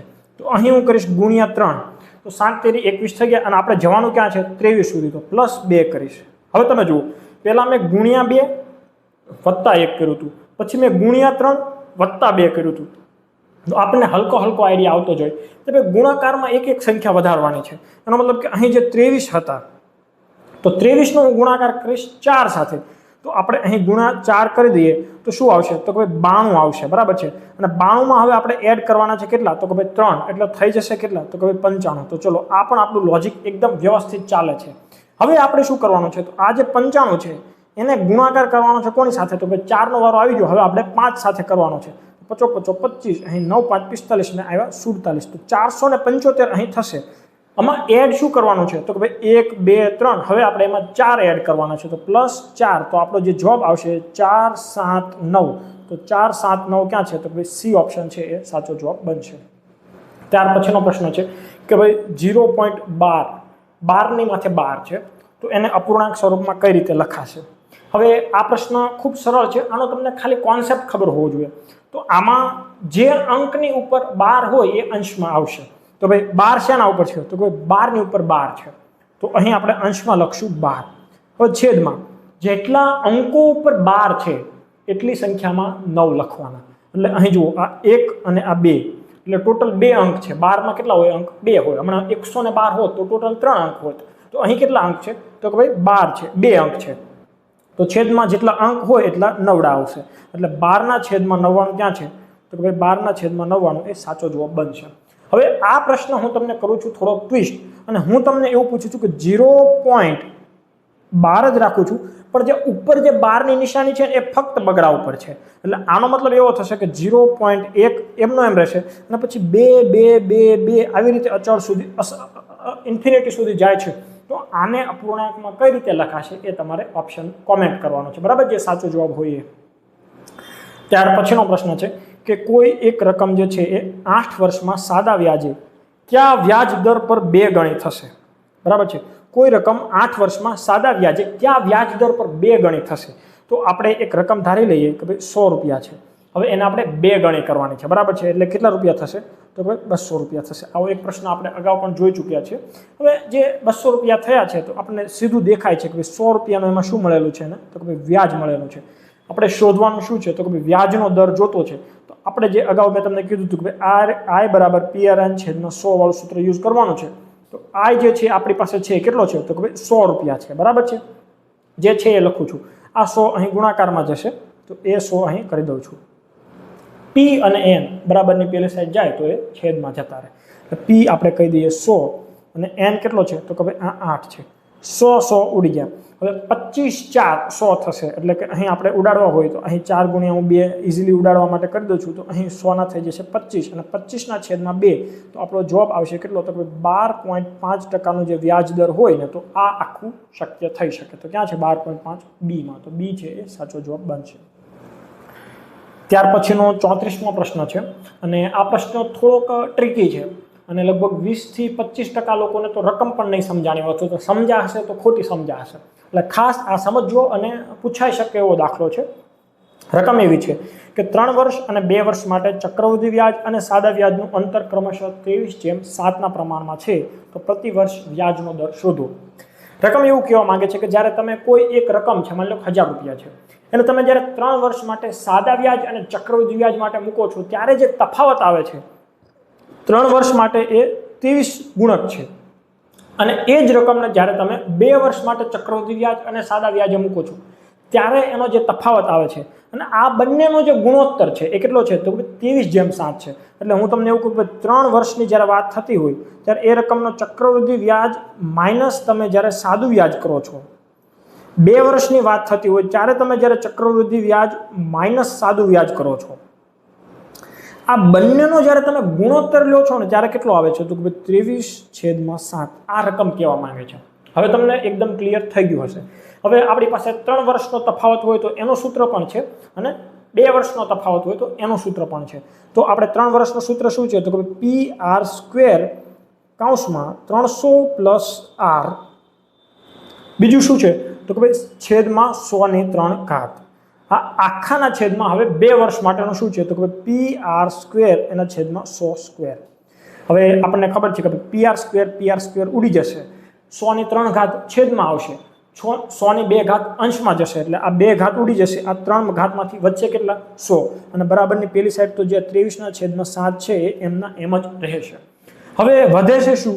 તો કે ભાઈ 300 + R = 23/7. આ આટલી વસ્તુ અહીં વધી છે, બરાબર છે. તો હવે શું થાય છે? આ 7 અંદર ગુણાકારમાં જશે, તો 300 × 7 એટલે 7 તેરી 2100, પ્લસ આ જે 7R થશે, 7નો ગુણાકાર R સાથે કરીએ એટલે 7R થશે, ઇઝ ઇક્વલ ટુ શું વધે છે તો કે ભાઈ આ જે છે અહીં છેદમાં એક 100 વધતા હતા, બરાબર છે ને, એ જે 100 છેદમાં હતા એ બરાબરની આ સાઈડ આવશે તો આ 23 સાથે ગુણાશે તો કેટલા થશે તો કે ભાઈ 2300. તો હવે આપણને ખબર પડે કે ભાઈ 7r છે 2300 માંથી આ 2100 બાદ કરશું તો વધશે કેટલા તો કે ભાઈ 200, અને આપણે r જોઈએ છે તો r ની વેલ્યુ કેટલી થશે તો કે 200/7. તો 200/7 એટલે એ ઓપ્શન છે એ જવાબ બનશે. ઘણી વખત રકમ સરળ હોય, આપણને આવડતું પણ હોય, પણ રકમને સમજ્યા ના હોય ને એટલે આવી મિસ્ટેક થતી હોય. એટલે કોઈ પણ રકમને શાંતિથી વાંચવાની ટેવ પાડવાની, બરાબર. કોઈ એક રકમ પર 8% વાર્ષિક ચક્રવૃદ્ધિ વ્યાજ દરથી પ્રથમ વર્ષનું વ્યાજ 48 રૂપિયા હોય તો બીજા વર્ષનું વ્યાજ એ કેટલું થશે. હવે એક વસ્તુ સમજવાની છે કે ભાઈ જ્યારે વ્યાજ મળે છે કે ભાઈ આ ચલો એક રકમ છે કોઈ પણ, એને આપણે પી કહી દઈએ છીએ. હવે એ રકમ ઉપર તમને જ્યારે વ્યાજ મળે છે તો પહેલા વર્ષે તો સાદું વ્યાજ અને ચક્રવૃદ્ધિ વ્યાજ સરખું જ હોવાનું, એટલે આપણે એ જતું કરીએ. ચલો આ જે 48 છે, બીજા વર્ષે એને આ 48 તો મળવાના જ છે, બરાબર છે ને. એટલે જે જવાબ આવશે ને 48 કરતાં તો મોટો જ આવશે, એટલે આ ખાલી 48 તો આવશે ને. એક ઓપ્શન તો તમે એવી રીતે એલિમિનેટ કરી દો. હવે કેટલો વધારે આવશે તો કે ભાઈ જે આ પહેલી વખત તમને જે 48 રૂપિયા વ્યાજ મળ્યું હતું ને, આ જો 48 રૂપિયા કુલ મુદ્દલ પર તો તમને 48 જે મળતા હતા પહેલા વર્ષે મળી ગયા અને બીજા વર્ષે મળી ગયા. વધારાનું શું મળે છે તો કે જે પહેલા વર્ષે જે 48 રૂપિયા વ્યાજ મળ્યું એના ઉપર તમને 8% વ્યાજ હજુ વધારાનું મળશે. એટલે કે 48 ના હું 8% કરું છું અને એના છેદમાં હું જ્યારે 100 કરું તો મને જે જવાબ મળશે એ જવાબ શું મળશે એ એટલું વધારાનું વ્યાજ મળશે. એટલે તમે જોવા જાઓ તો આમ તો 50 ગુણ્યા 8 કરો એટલે 8 પંચાને 40 એટલે થશે કેટલા તો કે ભાઈ 400, અને એ 400 માંથી આપણે આવા કેટલા તો કે ભાઈ 16 બાદ કરી દઈએ, કેમ કે 8 હતા અને આપણે 50 ડાયરેક્ટ કરી દીધા. તો 400 માંથી 16 બાદ કરીએ તો કેટલા વધે 384/100. તો ભાઈ 3.84 રૂપિયા જે છે ને એ તમને હજુ વધારાનું વ્યાજ મળે. એટલે પહેલા વર્ષે 48 રૂપિયા અને બીજા વર્ષે આ 48 રૂપિયા તો મળતા જ હતા, પ્લસ 3.84 રૂપિયા તમને વધારે મળે છે. એટલે તમારો જે ફાઇનલ બીજા વર્ષે કેટલું મળશે તો કે ભાઈ 51.84 રૂપિયા જે વ્યાજ ડી ઓપ્શન જે છે એ સાચો બનશે. પછીનો ખૂબ સરળ છે, કોન્સેપ્ટ ક્લિયર હશે ને તો કદાચ તમે સૂત્રો ભૂલી ગયા હશો તો પણ તમે જવાબ લાવી શકશો. અને આ બધા પ્રશ્નો એવા છે કે મને ખ્યાલ પણ નથી કે આ સાદું વ્યાજ ચક્રવૃદ્ધિ વ્યાજ મેં છેલ્લે ક્યારે કર્યું હતું ટ્રેડિશનલી. હા, મને કોઈ પ્રશ્ન જ્યારે સામે આવે તો એ પ્રશ્ન જો મને ના આવડે ને તો હું એનો કોન્સેપ્ટ શીખી લઉં, ક્યાંકથી જોઈ લઉં, કોઈ રેફરન્સ બુકમાંથી જોઈ લઉં. બાકી ચલો આજે ચક્રવૃદ્ધિ વ્યાજ કરવા બેસું શરૂઆતથી છેલ્લે સુધી મેં ક્યારે કર્યું હોય એ મને યાદ નથી, પણ મારા બધા કોન્સેપ્ટ જે છે એ ક્લિયર છે. તો એના લીધે આવા દાખલાઓ હું વગર પ્રેક્ટિસે હવે સોલ્વ કરી શકું છું, કારણ કે ઘણા ટાઈમથી મારી આમાં ગ્રીપ છે, આ પકડ છે, મેં ઘણા પ્રેક્ટિસ કરેલી છે. તો આવી જ રીતે તમે પ્રેક્ટિસ કરતા રહો તો તમને પણ આનો બેનિફિટ થશે. હવે કોઈ એક રકમ પર 4% લેખે બીજા વર્ષનું ચક્રવૃદ્ધિ વ્યાજ તમને કેટલું કીધું છે કે ભાઈ 208. હવે કોઈ એક રકમ છે, ચલો પી છે. હવે પહેલા વર્ષે તમને કંઈક વ્યાજ મળ્યું હશે, કેટલું મળ્યું હશે નથી ખબર, પણ તમને બીજા વર્ષે તમને કીધું છે કે ભાઈ કેટલું છે તો કે ભાઈ 208 છે. હવે આપણને એટલું કોમન સેન્સ ચાલે કે ભાઈ આપણે આગળનો દાખલો જોયો કે એમાં કેમ પહેલા વર્ષે 48 હતું તો બીજા વર્ષે 51.84 સમથિંગ, એટલે બીજા વર્ષે જે છે એ થોડુંક વધારે મળે. હવે તમે જુઓ કે ભાઈ 4% લેખે તમને મળે છે.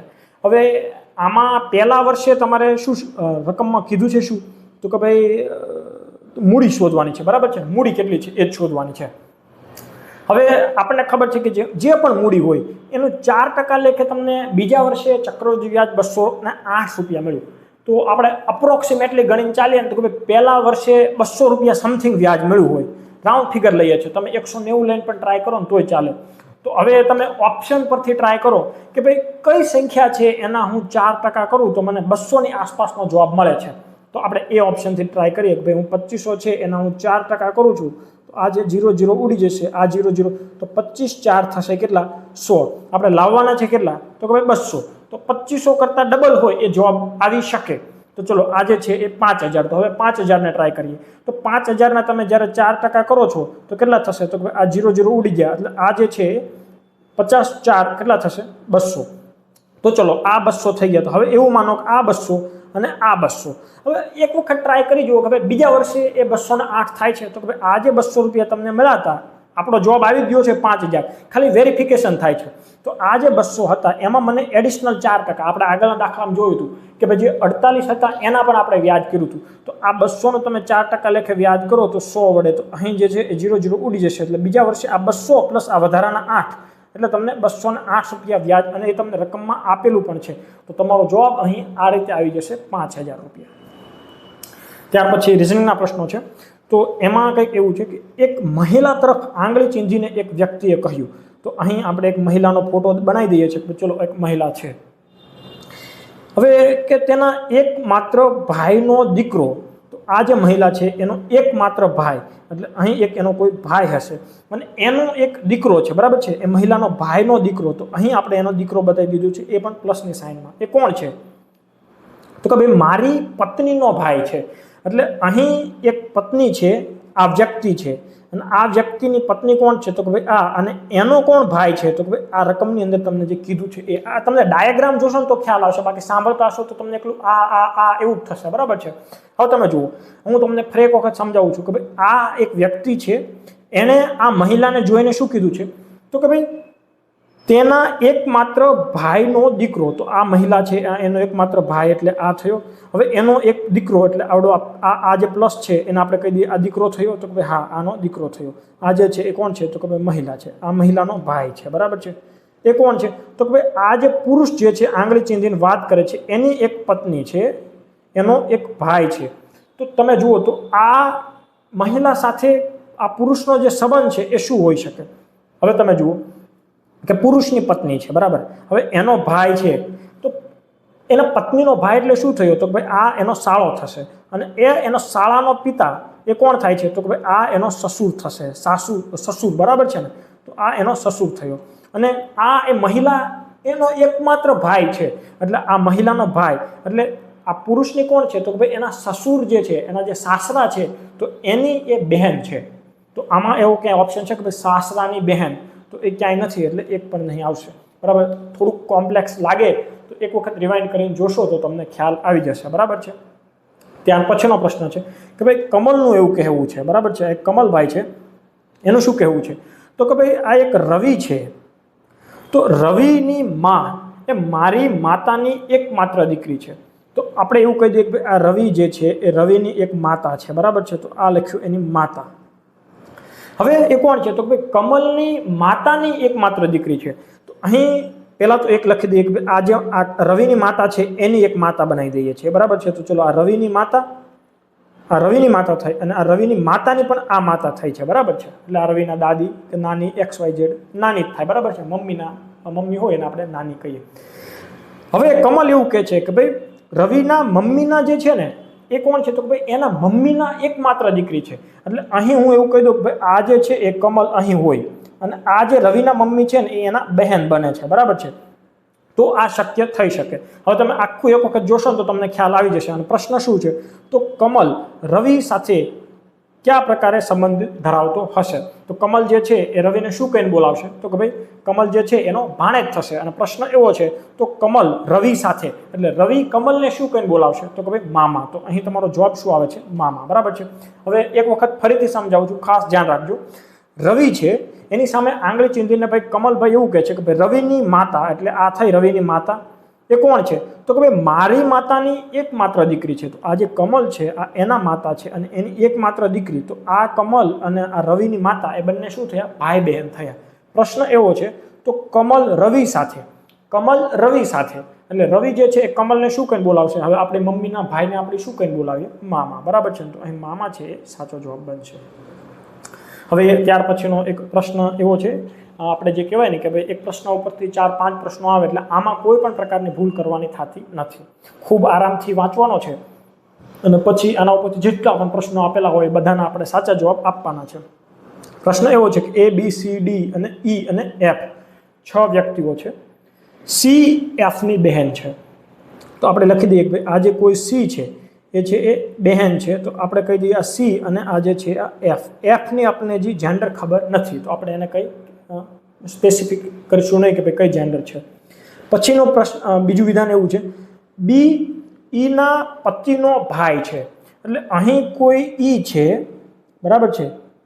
હવે E નો પતિ એટલે E જે છે એ આપણે ખબર પડે કે ભાઈ E નો કોઈ પતિ હોય તો E કેવી હશે? સ્ત્રી હશે. અહીં કોઈ એનો એક પતિ છે અને એનો ભાઈ કોણ છે? તો કે ભાઈ B છે. તો આવું આપણને રકમ, અને B છે એ ભાઈ છે એટલે B પોતે કેવો થઈ ગયો? પ્લસ થઈ ગયો. આપણને એટલું વસ્તુ આ બે આપણે આકૃતિ બનાવી છે. હવે શું થાય છે તો કે ભાઈ ડી એ એના પિતા છે, બરાબર છે. ડી કોણ છે તો કે ભાઈ એના પિતા છે અને એફ જે છે એના દાદા છે. એનો મતલબ એવો થયો કે આ જે એફ છે એના પહેલાં તો કોઈ પિતા હશે, કોણ છે આપણને ખબર નથી તો ખાલી રાખીએ. પણ એના જે દાદા એટલે એફના દાદા કોણ થાય છે તો કે ભાઈ એ આપણને રકમમાં કીધું છે તો એ છે ડી. તો એક વસ્તુ તમે સમજો કે ભાઈ આપણે તમે અહીં જોશો તો રકમની અંદર તમને કેટલા 6 વ્યક્તિઓ આપ્યા છે કે એ બી સી ડી ઈ અને એફ. અને તમે જુઓ અહીં કે સી એફ ડી ઈ અને બી 5 તો ઓલરેડી લખાઈ ગયા છે. આ બંને જગ્યાએ એક એક ખાલી થાય છે તો એ સ્વાભાવિક રીતે કોણ હોઈ શકે ભાઈ એ હશે, બરાબર. એવું કેમ કહી શકીએ તો જુઓ હવે તમને આખું સેટ થશે. હું આ આખું ડાયાગ્રામ જે છે અહીં 6 વ્યક્તિઓ કીધા છે એટલે આપણને પ્રોપર ખ્યાલ આવી જશે. બીજું તમને એવું પણ કીધું છે કે સમૂહમાં 2 પિતા છે, 3 ભાઈ અને 1 માતા છે. તો આ જે છે હું આખું ડાયાગ્રામ ઉઠાવીને જો હું અહીં આ રીતે અહીં સેટ કરું છું તો હવે તમને એ આખું જે ડાયાગ્રામ છે એ ક્રિસ્ટલ ક્લિયર થઈ જશે. તમે જુઓ કે ભાઈ હવે આપણે આના ઉપરથી પ્રશ્નોના જવાબ પણ આપતા ઇઝીલી આપણે આપી શકશું, બરાબર છે. તો હું અહીં આને થોડુંક નીચે લઈ લઉં છું અને આગળના બધા પ્રશ્નોની અંદર કામ આવે એના માટે કોપી પણ કરી લીધું છે. હવે તમે એક વખત પ્રશ્ન જોશો તો તમને ખ્યાલ આવી જશે કે ભાઈ સી છે એ એફની બહેન છે, બરાબર છે. તો તમે જુઓ સી છે એ એફની બહેન છે, હા છે ભાઈ. હવે બી ઈના પતિનો ભાઈ છે તો આ ઈ છે એનો પતિ એ છે, બરાબર છે. એ પતિ છે એટલે પ્લસ હશે અને એનો ભાઈ કોણ છે બી છે. પછી શું કીધું છે કે ભાઈ એના પિતા, તો એના પિતા એ ડી થાય છે એ કોણ છે તો કે ભાઈ એ એફના દાદા છે. તો આ જે છે એ એફ છે, બરાબર છે ને. તો આ એફના દાદા કોણ છે તો કે ભાઈ ડી છે. તો બધી વસ્તુ આપણને ક્લિયર થઈ ગઈ છે. હવે એવું કીધું છે કે ભાઈ સમૂહમાં 2 પિતા છે તો તમે જુઓ આ જે ડી છે એ પિતા હશે, બરાબર છે. એ કોનો પિતા છે? એનો પિતા છે. પછી તો કે ભાઈ 3 ભાઈઓ છે તો આ એક ભાઈ થયો, આ એક ભાઈ થયો અને આ એફ જે છે એ પણ ભાઈ થયો, બરાબર છે. અને એક માં છે તો એ ઈ છે એ માં છે. આખું એકદમ ક્લિયર થઈ ગયું છે. આમાં કંઈ કન્ફ્યુઝન થાય એવું નથી. પ્રશ્ન આગળ એવો છે માં કોણ છે તો આપણને ખબર પડે કે ભાઈ આ જે ઈ છે ને એ માં છે કોની તો કે ભાઈ સી અને એફની. તો અહીં આપણો જવાબ બનશે ઈ છે એ માતા છે. હવે એ ડાયાગ્રામ હતો એ આપણે અહીં પેસ્ટ કરી દઈએ છીએ, બરાબર છે. પછીનો પ્રશ્ન જે આખી રકમ હતી એની એ જ છે. પ્રશ્ન અહીં છે કે ઈનો પતિ કોણ છે. તો અહીં આપણને ખબર છે કે આ ઈ છે અને એનો પતિ કોણ છે તો કે ભાઈ એ છે. તો આપણે લખીએ છીએ કે ભાઈ એ છે એ ઈનો પતિ છે. ત્યાર પછીનો પ્રશ્ન છે કે ભાઈ સમૂહમાં કુલ કેટલા પુરુષ સભ્યો છે. તો જુઓ આ જે ડી છે એ દાદા હતો એટલે આ 1, પછી આ એ છે શું છે તો કે ભાઈ એ છે એ પતિ છે એટલે આ 2, આ બી છે ભાઈ છે 3 અને આ એફ 4. તો ટોટલ પુરુષ સભ્યો કેટલા છે એ 4 છે, બરાબર છે. ત્યાર પછીનો પ્રશ્ન એવો છે કે ભાઈ અહીં પહેલાં આપણે પેસ્ટ કરી દઈએ કે ભાઈ પ્રશ્ન એવો છે કે ભાઈ એફ ઈ સાથે કયા પ્રકારે સંબંધ ધરાવે છે. એફ ઈ સાથે તો જુઓ આ જે છે એ એફ છે અને કોની સાથે તો કે ભાઈ ઈ સાથે. તો ઈ જે છે એ એફને શું કહીને બોલાવશે તો કે ભાઈ પુત્ર કહીને બોલાવશે, બરાબર છે. ત્યાર પછી જો આવા પ્રશ્નમાં શરૂઆતમાં તમે 3-4 મિનિટ આપીને એક વખત વ્યવસ્થિત ડાયાગ્રામ બનાવી દેશો તો બેઠા તમને જવાબ મળશે.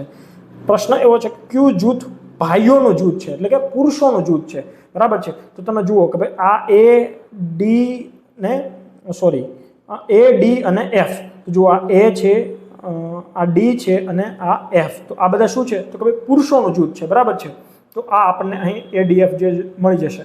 ઈ છે અને સી છે એ તો આવે નહીં એટલે આમાં સી છે આ ના આવે.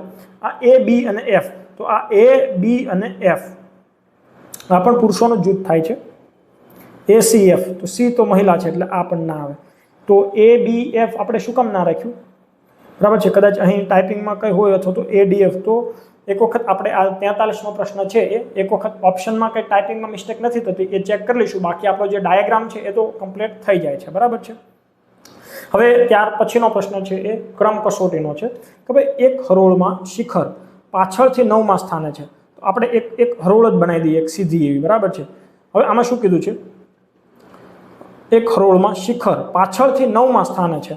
આપણે અહીં કહી દઈએ કે ભાઈ ચલો શિખર જે છે આ પાછળ થઈ ગયું, આપણે આને નીચે જે છે એ પાછળ કહી દઈએ છીએ અને આ જે છે એને આગળ કહી દઈએ છીએ. પહેલાં આખી રકમ વાંચી લઈએ કે ભાઈ એ પાછળથી 9મા સ્થાને છે. અરુણ એ આગળથી 8મા સ્થાને છે. તો અહીં અરુણ હશે આગળથી 8મા સ્થાને.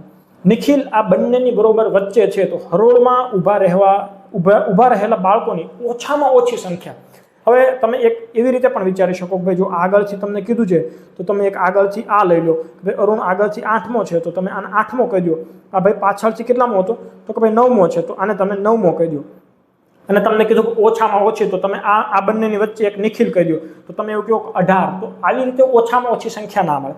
ઓછામાં ઓછી સંખ્યા તમારે જોતી હોય ને તો આ બંને એકબીજાને ક્રોસ કરીને જતા રહે, એટલે કે આ જે 9 હશે ને તો એ ક્રોસ કરીને અહીં આવી જશે, અને આ જે છે માની લો કે આ 9મો છે, અને આપણે એવું જ વિચારીએ કે ચલો આખી સિરીઝની અંદર ઓછામાં ઓછા કેટલામો છે, નીચેથી 9મો છે ને તો 9 લઈને ધારીએ કે આ આખી સિરીઝ બનાવી દઈએ, આ 1, આ 2, આ 3, 4, 5, 6, 7, 8 અને 9, બરાબર છે. ચલો આ 9. હવે હું એવું કહું ચલો 9 જ છે તો આમાં 9 તો ઓપ્શનની અંદર પણ છે તો આપણે 9 થી ટ્રાય કરો. તો ચલો આ જે છે એ નીચેથી થયું, આ જે છે એ ઉપરથી થયું, બરાબર છે. હવે જો 9મો વ્યક્તિ હોય નીચેથી, આ શિખર જે છે એ નીચેથી કેટલામો છે 9મો, તો અહીં કોણ આવી ગયું શિખર, તો ચલો આ જે છે અહીં શિખર આવી ગયો છે. હવે બીજું એવું કીધું છે કે આ અરુણ છે એ આગળથી 8મા સ્થાને છે, તો આ તમે આગળથી જશો તો આ 8મું સ્થાન થશે, તો અહીં કોણ આવી ગયું અરુણ. હવે આવી રીતે જ્યારે એક નીચેથી જાય છે ઉપરથી એકબીજાને ક્રોસ કરી જાય ને ત્યારે તમને મિનિમમ સભ્યો સંખ્યા મળે, તો તમને એમ થાય કે ભાઈ 9 જવાબ આવી ગયો. એક વખત ચેક કરો કે ભાઈ વચ્ચે કેટલા લોકો છે, તો ભાઈ 1, 2, 3, 4, 5, 6, 6 લોકો વચ્ચે બેઠા હોય તો એકદમ વચ્ચે આપણે આ નિખિલને સેટ કઈ રીતે કરશું, નહીં થાય. તો આપણે એક સભ્યો વધારી દઈએ કે ભાઈ જે સિરીઝમાં ઓછામાં ઓછા 9 હતા એ થઈ જાય 10, તો એ માની લો કે 10 થઈ જાય છે તો અહીં એક આપણે ડાયાગ્રામને નાનો કરીને નીચે લઈ લઈએ, બરાબર છે.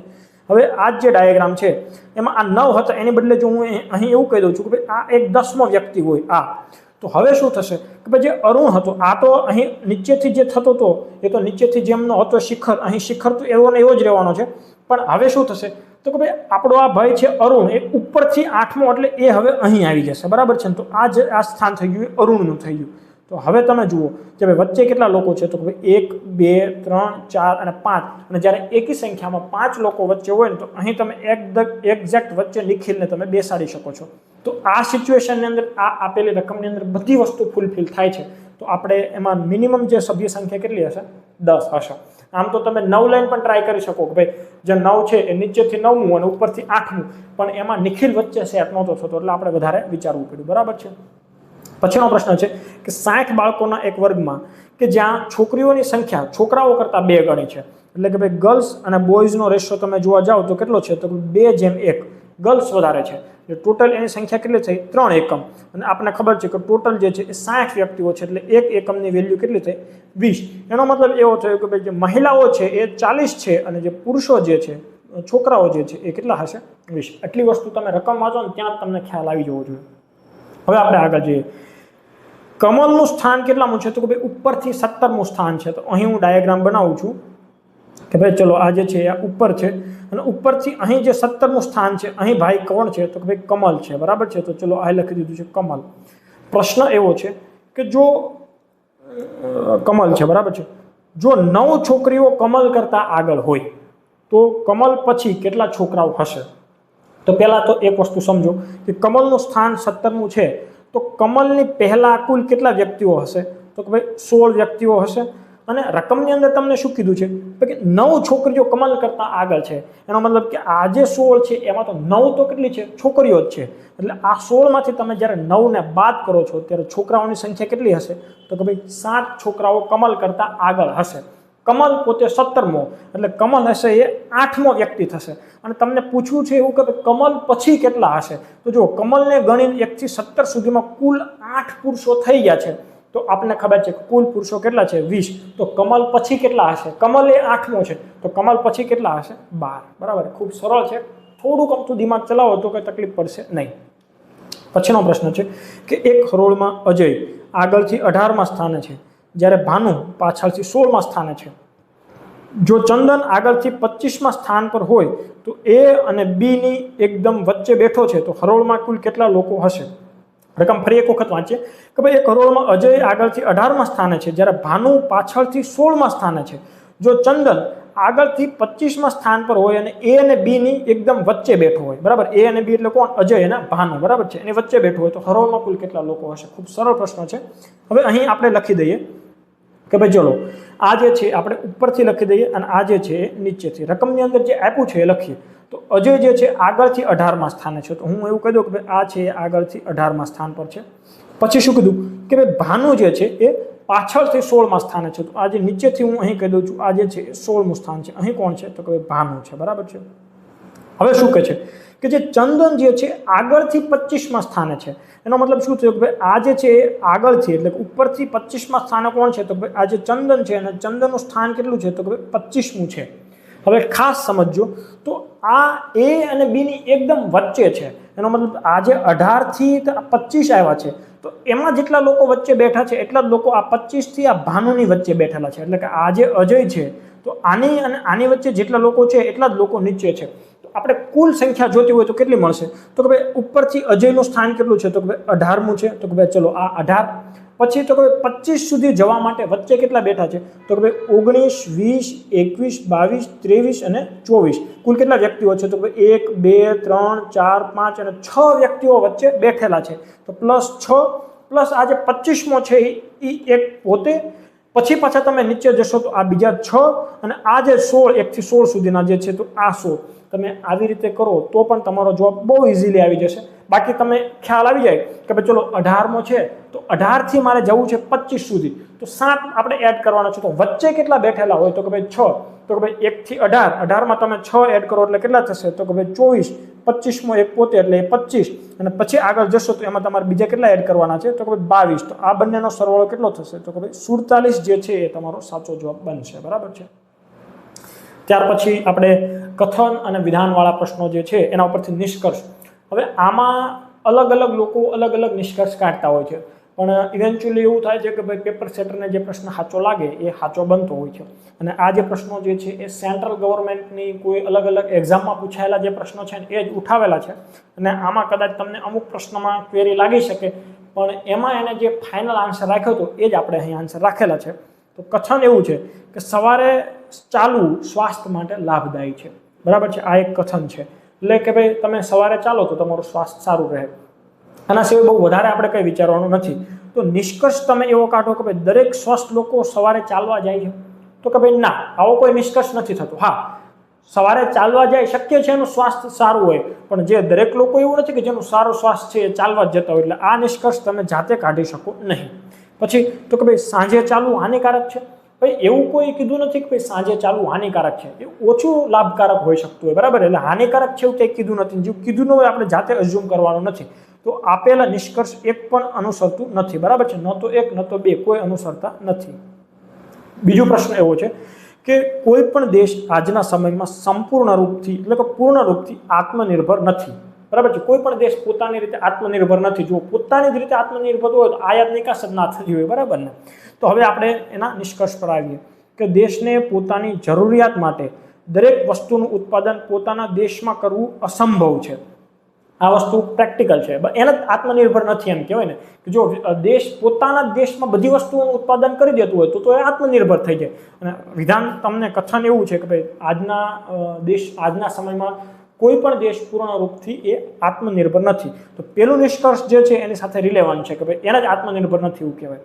પછી તો કે ભાઈ સામાન્ય રીતે દેશવાસીઓ ઉત્પાદનની બાબતમાં આળસ કરે છે. આવું નથી ભાઈ. હવે અમુક વસ્તુ થતી જ ના હોય તો તમે એમાં ગમે એટલી મહેનત કરો તો નથી જ થવાની, બરાબર. એટલે વિધાન 2 આળસવાળું એવું કંઈ છે નહીં. તો આમાં શું આવશે તો કે માત્ર નિષ્કર્ષ એક અનુસરે છે, બરાબર છે. તો આ જે છે એ આનો જવાબ થશે. હવે શાળાના આચાર્યએ ધોરણ 1ના 50, તો ભાઈ આપણે લખીએ કે ધોરણ 1 જે છે એના કુલ કેટલા તો કે 50 અને ધોરણ 2ના તમામ વિદ્યાર્થીઓને એક હરોળમાં ઊભા રાખ્યા છે. ચલો ધોરણ 2 જે છે એના તમામ વિદ્યાર્થીઓ, એટલે આપણને ખબર નથી કેટલા, એટલે X વિદ્યાર્થી. હવે નિલેશ આગળથી 27માં હોય તો પાછળથી એનો ક્રમ શોધો. હવે આની અંદર કુલ કેટલા સંખ્યા છે એ જ આપણને ખબર નથી. ભાઈ ધોરણ 1ના 50 છે પણ ધોરણ 2ના કેટલા છે ખબર જ નથી. એટલે આ આપણે કંઈ નક્કી કરી શકીએ નહીં કે ભાઈ એનો પાછળથી રેન્ક કેટલાનો છે. તમને આખી સંખ્યા તમને ખબર હોય ને તો તમે એનું ગણતરી કરી શકો, બાકી એ ગણતરી થાય નહીં. હવે કથન એવું છે કે ભાઈ મૃત્યુની કોઈ તારીખ નક્કી નથી, બરાબર છે. હવે મૃત્યુની તારીખ નક્કી ગમે ત્યારે આવી શકે, બરાબર છે. મૃત્યુ કોઈ પણ વ્યક્તિનું આવી શકે અને ગમે ત્યારે આવી શકે, પણ એનું તારીખ નક્કી નથી. હવે આમાં એક ક્વેરી આપણે એક મિત્રએ કરેલી હતી, બરાબર છે.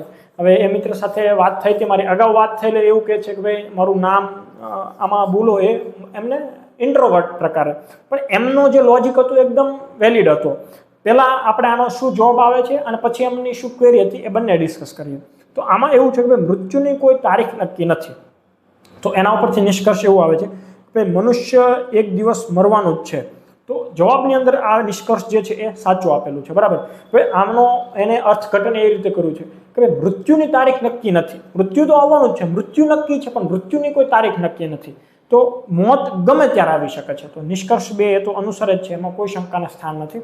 તો અહીં જવાબ એવો છે કે નિષ્કર્ષ 1 અને નિષ્કર્ષ 2 બંને અનુસરે છે. હવે એમનો ક્વેરી એવી હતી કે ભાઈ મૃત્યુની કોઈ તારીખ નક્કી નથી એવું કીધું છે.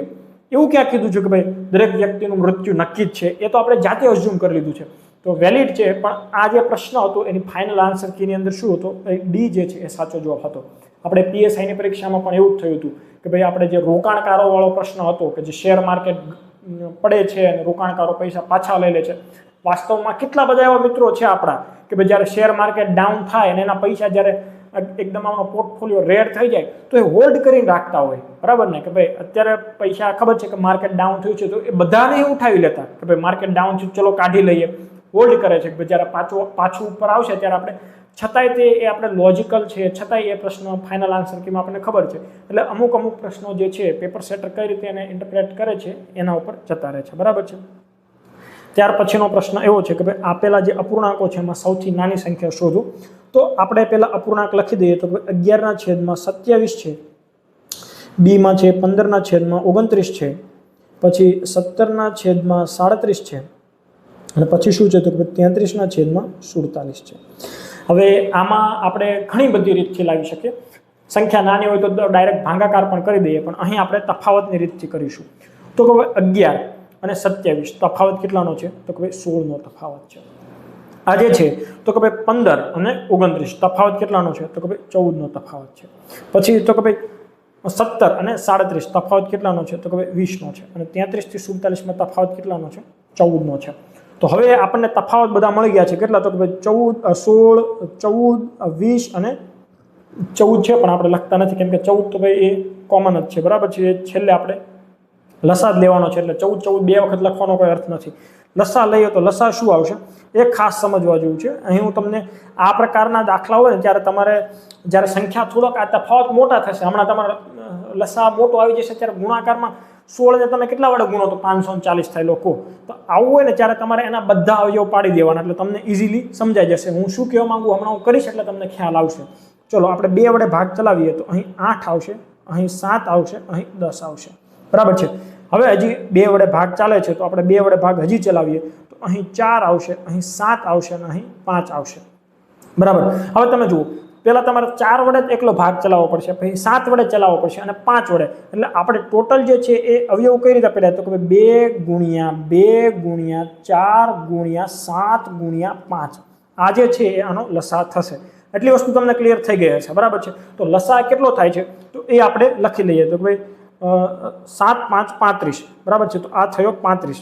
પછી તો કે ભાઈ 35 ગુણ્યા 4 એટલે 140, 35 દુ 70 આ એટલાનો થયો 140, અને 140 ગુણ્યા 4 એટલે 14 દુ 28 ને 560 જે છે આનો લસા થશે, બરાબર છે. આ આપણે આનો ગુણાકાર કર્યો.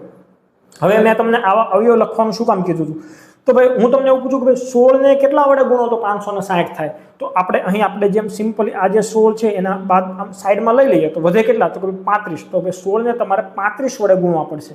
તો અહીં તમારે અંશને 35 વડે ગુણી નાખવાનો, બરાબર છે. એટલે 11 ગુણ્યા 35 થશે. પછી પ્રશ્ન એવો આવે કે ભાઈ 14 ને તમે કેટલા વડે ગુણશો તો 560 થશે. તો ભાઈ 14 એટલે શું થાય તો કે ભાઈ આ એક 7 ઘડી કાઢી નાખો, આ 2 કાઢી નાખો તો વધ્યું શું તો કે ભાઈ 4 2 8 અને 8 પંચાને 40. તો ભાઈ અહીં તમારે એને 40 વડે ગુણવા પડશે. તો અહીં પણ 14 છે તો અહીં પણ તમારે એને 40 વડે અંશને ગુણવાના છે, ખાસ યાદ રાખજો. હવે આ અપૂર્ણાંક વાળું ચેપ્ટર તમે આગળ જોશો તો એની અંદર કયો અપૂર્ણાંક મોટો કયો અપૂર્ણાંક નાનો એ મેં સમજાવેલું છે, એટલે અહીં તમને ખ્યાલ આવવો જોઈએ કે શું થઈ રહ્યું છે. ત્યાર પછી વધે છે શું તો કે ભાઈ 20. તો આ 20 જતા રહે તો વધે શું તો કે કેટલા વડે ગુણવા પડે તો કે ભાઈ 7 2 14 ને 14 દુ 28. તો અહીં એને અંશને 28 વડે ગુણવા પડે. હવે ઇઝીલી તમે જોશો તો કે અંશમાં 35 ગુણ્યા 11 છે, અહીં શું છે તો કે ભાઈ 40 ગુણ્યા 15 છે, અહીં શું છે 28 ગુણ્યા 17 છે, અહીં 40 ગુણ્યા 33 છે. આમાં જેનો ગુણાકાર નાનો એ સંખ્યા નાની, જેનો ગુણાકાર મોટો એ સંખ્યા મોટી. હવે આમ જોવા જાઓ તો રાઉન્ડ ફિગર લઈને તમે ગુણાકાર કરો તો પણ તમને ખ્યાલ આવે કે ભાઈ અહીં ચલો 33 છે તો આપણે એને ઘડીક 30 કરી દઈએ તો 3 4 12, તો આનો ગુણાકાર જે છે એ 1200 કરતાં વધારેનો આવશે. પછી અહીં જે છે 28 છે અને અહીં 17 છે, તો આપણે 28 ને જે છે ઘડીક 25 કરી દઈએ અને 17 ના 20 કરી દઈએ તો 25 ગુણ્યા 2 એટલે શું થશે તો 500 ની આસપાસનો આનો જે જવાબ છે એ આવશે. બરાબર છે, તો ચલો 500 આસપાસ, એટલે આ તો સંખ્યા નાની થાય છે. પછી તો કે 15 4 તો આપણને ખબર જ છે કેટલા થશે, તો 15 દુ 30 અને 30 દુ 60, તો આ જે છે એ 600 ની સમથિંગ થશે. આ તો બહુ ઇઝી છે. 35 છે એનો પહેલા ગુણાકાર 10 વડે કરી દો એટલે 350 ને એની અંદર બીજા 35 એડ કરી દો એટલે જે જવાબ આવશે એ 385. તો આ બધી સંખ્યામાં તમને નાની સંખ્યા કઈ દેખાય છે તો કે 385, તો એ કયો હતો તો કે પહેલો અપૂર્ણાંક 11/27. હવે જો આ અપૂર્ણાંક મેં ઇન્ટેન્શનલી તમારે કેલ્ક્યુલેશન કરવા પડે ને એવા જ આપેલા હતા. તમને કોઈ પણ રીત આવડતી હોય તો ટ્રાય કરી લેજો. આની અંદર તમારે કેલ્ક્યુલેશન ફરજિયાત કરવું જ પડશે, પણ જ્યારે તમારે ગુણાકાર કરવાનો આવે ત્યારે તમે અપ્રોક્સ સંખ્યા લઈને ગુણાકાર કરશો તો તમને થોડુંક સરળ પડશે. બરાબર, 1% અડધાને દશાંશમાં કઈ રીતે લખાય તો પહેલાં તો 1%નો અડધો એટલે શું થયું તો કે 0.5%, અને ટકા કાઢવા હોય તો એના છેદમાં 100 લખવા પડે. તો અહીં આપણે છેદમાં 100 લખીએ તો શું થશે તો કે 0.2 પોઈન્ટ ખસી જશે તો 0.05. બરાબર છે, તો આ જે છે 0.05 એ ક્યાં છે તો કે 0.05 C માં છે, તો એ સાચો જવાબ બનશે. ત્યાર પછી તો કે ભાઈ આપેલા વિધાનો પૈકી ખોટું વિધાન પસંદ કરો. વિધાન એવું છે કે એવા અપૂર્ણાંક કે જેના અંશ કે છેદમાં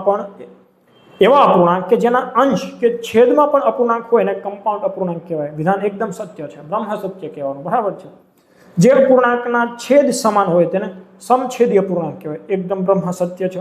જે અપૂર્ણાંકનું મૂલ્ય સમાન હોય ને સમ અપૂર્ણાંક કહેવાય. તમામ વિધાનો સત્ય છે. તો આપણને શું કીધું છે ખોટું વિધાન તો કે ભાઈ એક પણ નહીં. બરાબર છે, કેમ કે તમામ વિધાનો સત્ય છે.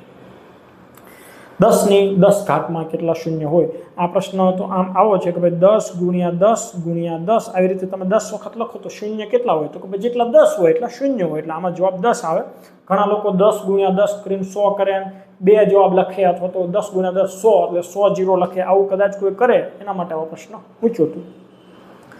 25 વિદ્યાર્થીઓના વર્ગમાં ભાવિકાનો ઉપરથી 16મો ક્રમ છે.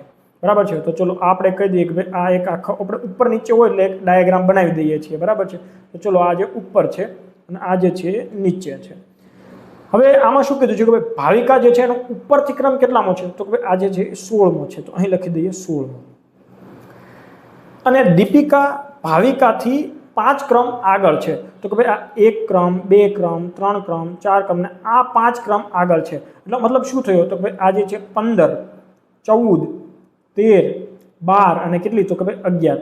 આવું શું કામ કરું છું કે ભાઈ તમે ડાયરેક્ટ ઘણા લોકોને આમાં એવું કન્ફ્યુઝન થાય કે ભાઈ 16માંથી 5 બાદ કરું કે 16માંથી 5 એની વચ્ચે હશે એટલે 6 બાદ કરું. તો એક વખત તમે આવી રીતે લખી દેવાનું કે ભાઈ એટલા મારે બાદ કરવાના છે, એટલે દીપિકાનો ક્રમ તમને જે છે એ મળી ગયો છે. કેટલો છે તો કે ભાઈ અહીં જે એમને લખી છે દીપિકાની જોડણી એ ખોટી છે. દીપિકાની જોડણી દીર્ઘ આવે અને પીકા એ હસવા આવશે. બરાબર છે, આ રીતે લખાય છે લગભગ. બરાબર છે, જ્યાં સુધી ખ્યાલ છે ત્યાં સુધી. તો આ થઈ ગયું. પ્રશ્ન એવો છે તો દીપિકાનો નીચેથી ક્રમ અહીં પણ ખોટી છે, આ બંને જગ્યાએ અલગ અલગ છે. તો દીપિકાનો નીચેથી ક્રમ કેટલામો હશે તો તમને જુઓ કે ભાઈ ઉપરથી એનો ક્રમ તમને ખબર છે કેટલામો છે તો કે ભાઈ 11મો છે. હવે ટોટલ કેટલા છે તો કે ભાઈ 25 છે. હવે એનો 11મો ક્રમ છે તો એની પહેલા કેટલા હશે તો કે ભાઈ 10 લોકો, તો એ 10 લોકો આપણે બાદ કરી દઈએ તો એનો જે ક્રમ નીચેથી મળી જશે કેટલામો તો કે ભાઈ 15મો. તો 15મો અહીં 2 વખત પાછો આપેલો છે, તો બંને છે એ સાચા જવાબ બનશે. બરાબર છે. 20 છોકરીઓની હરોળમાં છાયા 3 સ્થાન જમણી બાજુ ખસે છે તો તે ડાબી બાજુથી 10મા સ્થાને આવી જાય છે. તો અગાઉ જમણી બાજુથી છાયાનું સ્થાન જે છે એ કેટલામું. હવે આ એક આપણે લખી દઈએ છીએ કે ભાઈ આ એક હરોળ છે, આ એની ડાબી બાજુ છે અને આ જે છે એની શું છે તો કે જમણી બાજુ છે. પ્રશ્ન શું કહે છે અહીં માની લો કે છાયા બેઠી છે, આ જે શરૂઆતમાં છે ને એ અહીંયા છાયા બેઠી છે. 3 સ્થાન એ જમણી બાજુ ખસે છે, એટલે આ એક સ્થાન, આ 2 સ્થાન અને આ જે ત્રીજું સ્થાન છે એ ખસી ગઈ અને એ છાયા હવે આવી ગઈ અહીં. તો હવે શું થાય છે તો કે ભાઈ હવે જે છે ને એ ડાબી બાજુથી એ 10મા સ્થાને આવી જાય છે, એટલે આ જે ડાબી સ્થાન હતું ત્યાંથી એ કેટલામાં આવી ગયું 10મું સ્થાન. તો હવે પ્રશ્ન એવો છે તો કે ભાઈ એનું અગાઉ જમણી બાજુથી સ્થાન કેટલામું હતું. હવે તમે એક વસ્તુ સમજો કે આજે છે એનું ડાબી બાજુથી 10મું સ્થાન હોય તો આજે શરૂઆતમાં એનું કેટલામું હશે તો કે ભાઈ આ 9મું, આ 8મું અને આ હશે એ હશે કેટલામું 7મું. હવે આપણને ખબર છે કે ભાઈ આખી જે છે તમને એવું પૂછ્યું છે કે ભાઈ ડાબી બાજુથી એનું સ્થાન જે છે એ 7મું હોય તો જમણી બાજુથી સ્થાન કેટલામું થશે. આખી હરોળની અંદર આપણને ખબર છે કે 20 છોકરીઓ છે તો 7મું સ્થાન છે તો એના પહેલાની છોકરીઓ આપણે બાદ કરી દઈએ તો કે ભાઈ 20માંથી આપણે જ્યારે 6 બાદ કરીએ છીએ તો 14 જે છે એ આપણો જવાબ બનશે. તો 14 એ સીમાં છે. બરાબર છે. ત્યાર પછીનો સાદા વ્યાજ ચક્રવૃદ્ધિ વ્યાજનો પ્રશ્ન છે કે એક રકમના 10%ના દરે ચક્રવૃદ્ધિ વ્યાજ અને સાદા વ્યાજનો 2 વર્ષનો તફાવત 120 થાય તો તે રકમ કઈ? આપણે એક અગાઉ જે દાખલો જોયો હતો તો એમાં આપણે જોયું હતું કે 2 વર્ષનો વ્યાજનો તફાવત હોય તો PR²/100 બરાબર છે. તો તફાવત આપણને આપ્યો છે કેટલો છે તો 120. શોધવાનું શું છે તો કે ભાઈ રકમ શોધવાની છે. તો છેદમાં R² એટલે કે 10 × 10 અને આ જે અંશમાં જે છે એ 100 જતા રહેશે તો આ 100 જે છે એ ઉડી ગયા. બરાબર. તો વધ્યું શું તો કે ભાઈ P કેટલા તો કે ભાઈ 120. કઈ મિસ્ટેક થાય છે ભાઈ? PR²/100². બરાબર.